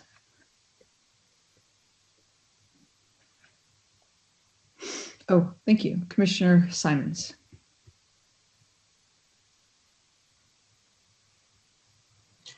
When the added authorizations for special ed were originally approved, there was a clinical practice component in them, and they were deemed unworkable and were later removed. I know because my institution actually wrote one of the programs, included clinical practice in the design, and then later we found out we didn't need to do it. I think that for all of the reasons that Danette Brown talked about representing CTA, I would find it very difficult to support requiring clinical practice for either the sequential route or the testing route. We have, in my district, I have wonderful employees who have already completed years of instruction, who, because of all of the issues around doing away with bilingual education, even though they are bilingual, biliterate, bicultural, they didn't have that option because programs stopped doing the BCLAD. So for us to say that you essentially have to not work long enough so that you can do clinical practice, I think would not be advantageous for them, and it would keep us from recruiting really some of our best teachers into those dual language immersion programs. So I agree with CTA. I really have a problem with doing this because, in large part, because it wasn't effective when we did the added authorizations for special ed. Great, appreciate that. Other commissioners with comments or questions? And I'm looking at the virtual hands as well as camera hands. Okay. Commissioner Brown, thank you. I actually have a question for Commissioner Simmons. Can you say a little bit more about why the SPED inclusion of clinical practice was deemed unworkable? Was it the very reason that the previous speaker did, or did they already have the skills to teach children with special ed? Because it sounds like clinical experience is the way to know that you can do it. So I just wondered if you could help me out with that. The way that you can provide a service to demonstrate that you have the skill through clinical practice is by serving students. But you can't, it's like a chicken and egg thing. You can't serve those students unless you have the authorization to do so. So the issue that we had was mainly around autism, because we had a huge increase in the number of students with autism in the state. And yet we had none of the mild moderate teachers were authorized to provide services to students with autism. So we couldn't assign them to a class with students who had autism until they had the authorization. But so that would mean that for them to be employable as they were doing their clinical practice, they couldn't be employable because they didn't have the authorization. So we need to be able, especially when we're trying to expand programs quickly to provide services, we need to be able to be flexible in allowing people who are some of our best teachers, who are already fully credentialed, who are already bilingual, biliterate, bicultural, to be able to have access to the authorization at times when they are not already teaching. Commissioner Brown, is that any other questions that you had as a follow-up to CTC? Okay. I know it's hard to, how do you demonstrate the skills of teaching? And it sounds like the problem here is that people there's a lot of people already doing the teaching, and therefore it would be virtually impossible for them to leave their jobs to go practice somewhere else. At the same time, to say all you need to do is take a test and then you're qualified to teach feels a little, that feels uncomfortable, and we had speakers addressing that side as well. I don't know, it's like you said, it's not easy to do both. Great, I appreciate you calling out that tension. Is Commissioner Greno-Shire?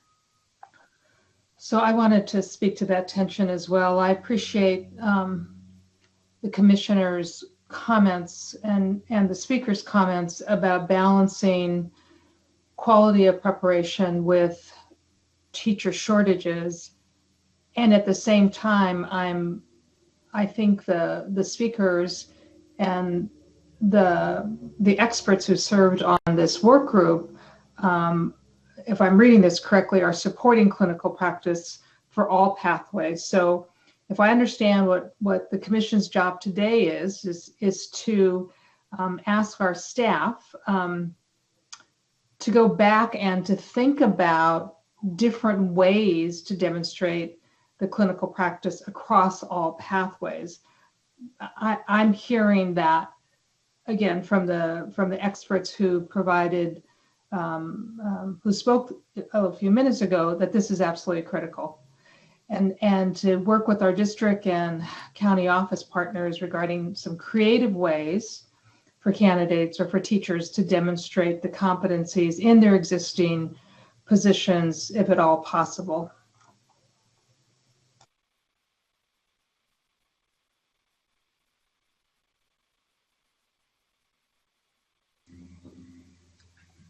I see Commissioner Brown has a follow-up. Thank you, Commissioner Greno-Shire. And I thought I heard one of the speakers talk about virtual clinical practice. I mean, there may be some alternative ways here to ensure that all our teachers that are coming to teach all our children that are bilingual and dual language learners have the skills to do so. without forcing a one-size-fits-all and risking losing good educators that are already in the field. Chair Sloan? Okay. Build on these comments, and it seems that there are a number, this is a very well written item, and it is also very well, the work was very well crafted by this work group and of experts. And we appreciate the comments people brought too. And this is a thorny, complex issue. And one of the potential things that we can do is to understand better what some of the proxies for clinical practice might be in different kinds of settings. And I know some people spoke to those. There are ways in which you can bring records of practice into settings that when people are learning about new practice. So in a course of learning about bilingual authorization, you can bring in video of teachers who are doing the work. And you can do analyses with teacher candidates who are currently in programs, particularly in low incidence area languages where they can't find placements. There are potentially opportunities for them to demonstrate in a different language, some of the things they're doing as they're working with their classmates, simulations. There's micro teaching kinds of simulations. There's virtual opportunities. And if we do get serious about how we create our virtual spaces now, we could potentially have cohorts of candidates who could be anywhere in California working together in a clinical kind of a setting. So I think we have to be very creative about the kinds of practice that we want to see. That we might, I don't know whether we call it clinical practice, because that might get also thorny with what we consider clinical practice in general, or maybe we do. I mean, maybe we're seeing a lot of different ways now that we're providing our candidates currently in this environment with opportunities to learn to teach in settings and with technology and other things that we hadn't considered before. Likewise, why do we only have one student teacher and one cooperating teacher in a classroom like we've had for decades? Why don't we have teams working together in different ways, as we are starting to see now? All I'm saying is that we can and should begin to think innovatively about some of this work. The last thing I'll say is with regards to a test pathway, tests take on all different sorts of forms. A multiple choice exam on how to teach, I believe most of us would agree that's not an adequate proxy for earning a credential.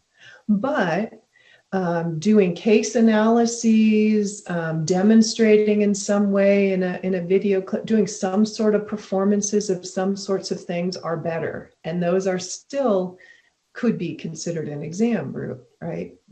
So I think that I'm not exactly sure what I am saying here and what I am proposing in terms of how we move forward, but a hard stop on everything needs a clinical practice in the way that we have currently defined it in our other credentials is probably not the way to go here. I'm going to move over to Commissioner Greno-Shire, but also just use this transition to maybe build on what Chair Sloan is saying is, what are like the key components as in the guiding principles of clinical practice? And how would you replicate that in a different form of demonstration?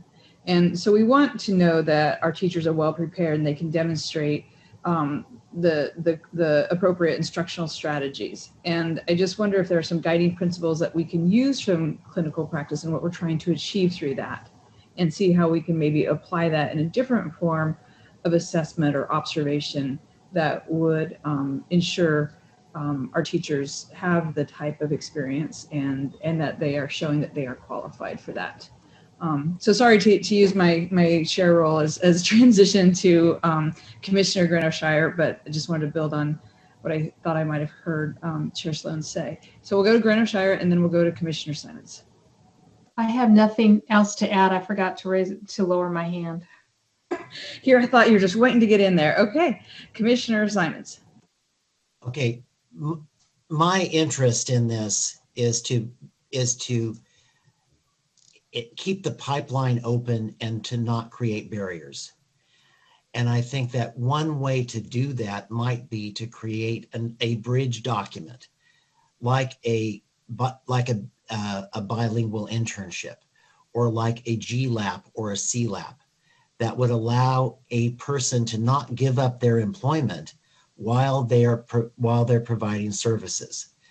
If you think about what happens if you have a person who's in a bilingual program that's an intern, while they're being trained in how to provide the service, they're actually employed doing it. How much better would it be to have an experienced teacher who already has the pieces that we know go into being a good teacher, and have them being trained at the same time that they are providing services and doing good work? I think that if there's a way to kind of not completely eliminate, I think that you can meet the both of those needs if we can figure a way to do it thoughtfully. Thank you for adding that. And I saw that Chair Sloan had her hand raised. I did. I put mine back up again. I was making sure. And I appreciate Commissioner Simmons' point. He's always a good problem solver with how we can start to get these things moved forward. But the other thing I wanted to mention is that I think too, we're going to be growing in this field, hopefully, right? We're going to be growing more opportunities for teachers to teach in bilingual settings. We're going to be building more dual immersion programs. There will be more options in the future, particularly in programs where candidates are earning preliminary plus bilingual authorization at the same time.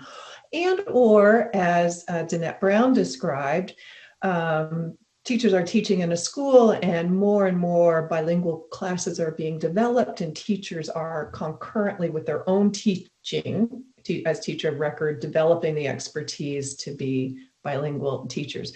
All this is to say that just because we don't put a hard requirement of clinical practice now doesn't mean that programs can't do it.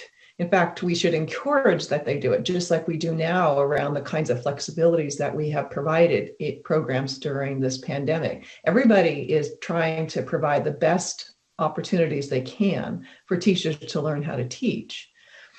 And if we have an IDP now that is more and more well articulated, to the extent that schools can see the kinds of experiences that somebody has coming in and the kinds of supports one would need, then that would also help a teacher going into a school who has had extensive clinical experience in bilingual education versus somebody who didn't have that opportunity. They're going to need different kinds of supports when they go into the field, and their IDP could reflect that. We could require that too, the bilingual authorization perhaps. I'm not sure whether that those are required now. Somebody could probably answer that question. I'm guessing not, right, Miranda? No, yeah. It's not. Mm-mm. That's all I had to say. Thank you. Thank you. I don't see any other questions.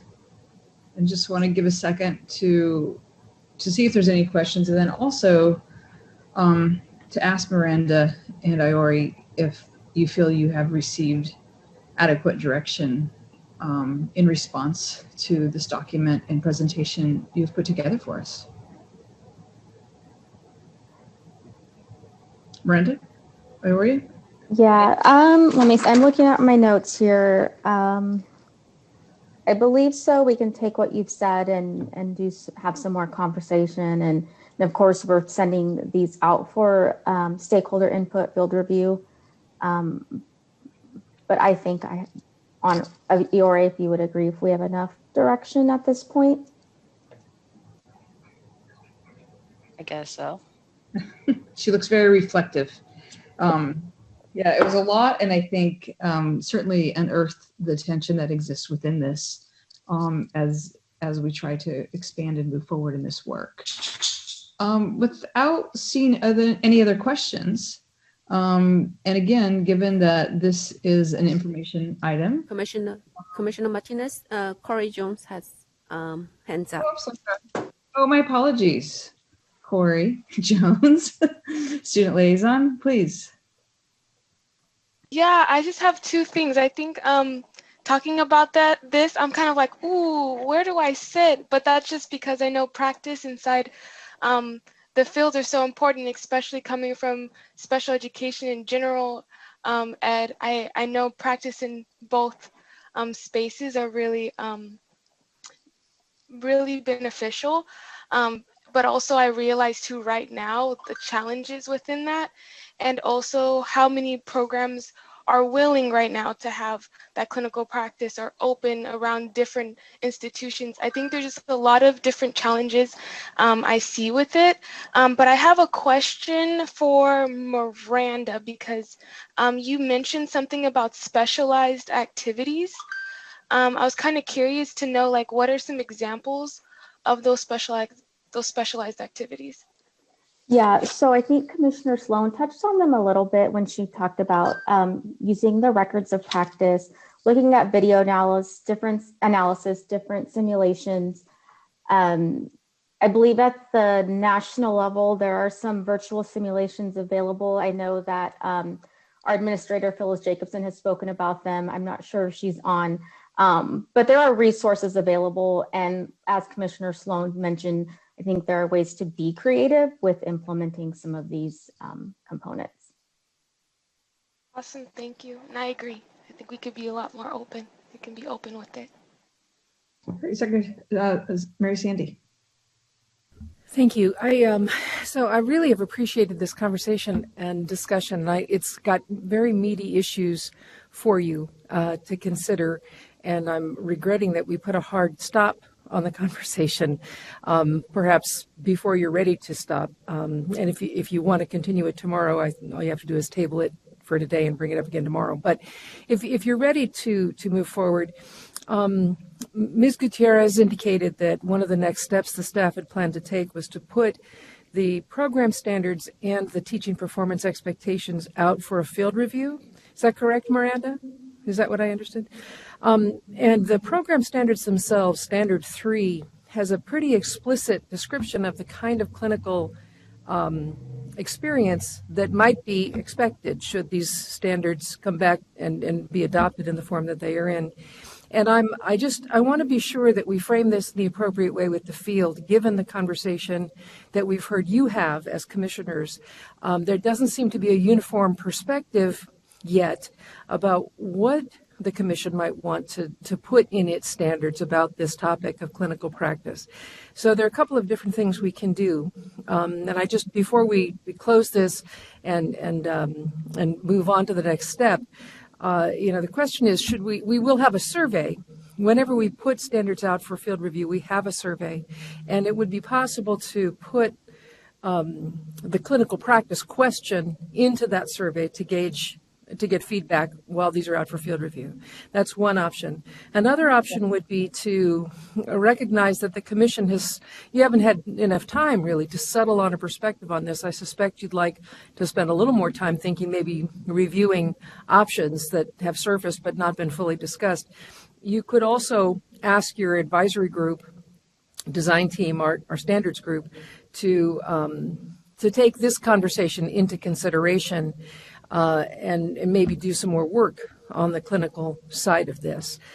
So before we send ourselves off to do a field review, I just wanted to get a sense from you, commissioners, about where you would like us to land on this question. Do you want it back before you again, before we ask the field for their thoughts, or would you like to ask the field some specific questions about it?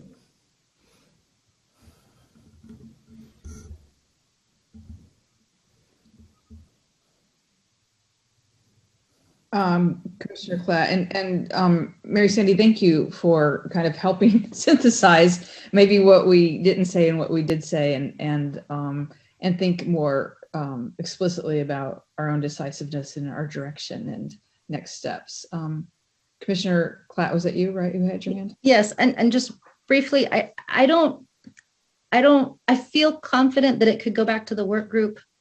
I think I feel confident. Maybe I don't feel so confident, but that it could go back to the work group, but with the understanding, at least for me, of the questions that have come up about the creativity, about what that bridge would look like, or what other ways we could define clinical practice. Right. I think, and it seems like that message was heard loud and clear. So I guess for me, I would feel, okay, I do feel confident in it going back to the work group with that as one of the, as an important question for them to consider. Great, thank you. Commissioner Grano-Shire. So Mary, I really appreciate you pulling the lens back a little bit, because it felt that we had not come to an agreement on moving forward. So do we need to spend more time and get consensus from the commissioners that yes, we think clinical practice in a variety of forms is going to be included for the variety of pathways, and then send it back to the work group with some of the ideas that have been generated by the commissioners as well as by the work group themselves. But I'm still not feeling that there is consensus that all candidates in all pathways need to have this clinical experience. So I'm feeling a need for a little bit more time. I would second that as well. Maybe more time. I feel like we touched the surface of the challenges, but didn't really adequately address them. Yeah, I think that I'm looking at the three questions, and I'm looking at Miranda and Iori and thinking we didn't answer those questions because more questions came up. Because what I'm thinking is, if we can get a little more around this, what do people get out of clinical experience? Because it could be that some people could already demonstrate the skills that clinical experiences offer. So yeah, I guess we need to go a little further. It's already 1:30. Commissioner Klatt, and then maybe Mary can help us find our way to. I was just going to say, I am totally open to discussing it more. So I support all the comments that came after mine also. Appreciate that. So commissioners, more time is, always valuable, because that'll give you time to marinate on some of this and do your own thinking before we converse about it again. The question is, would you like to table this conversation for now and pick it up again tomorrow, where we don't have the urgency of a time that we're planning to end?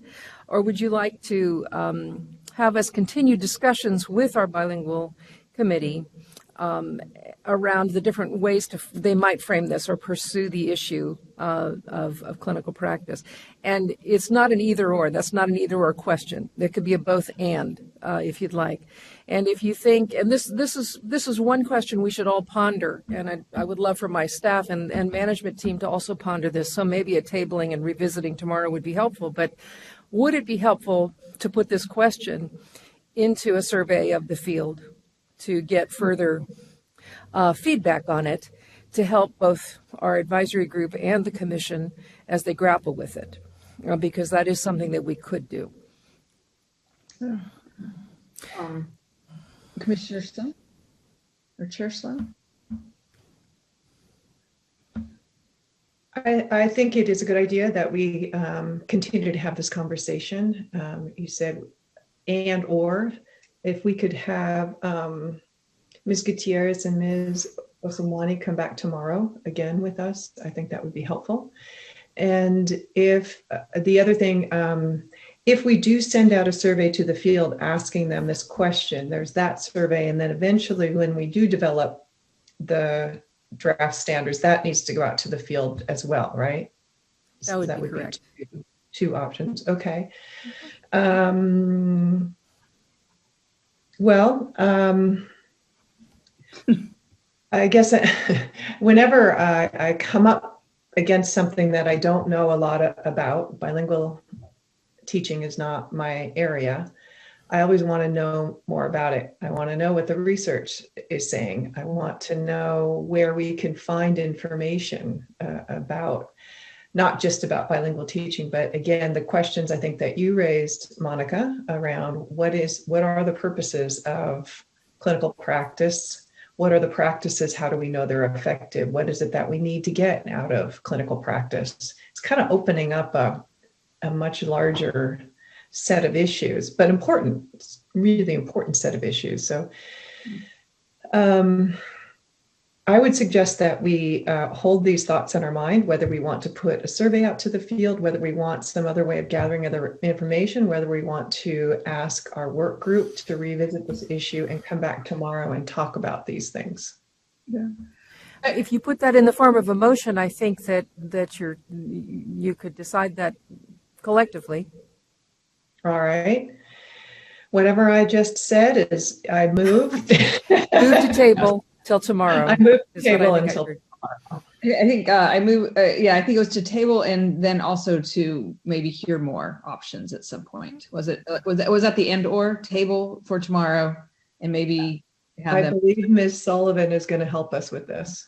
Oh, thank you, Erin. No.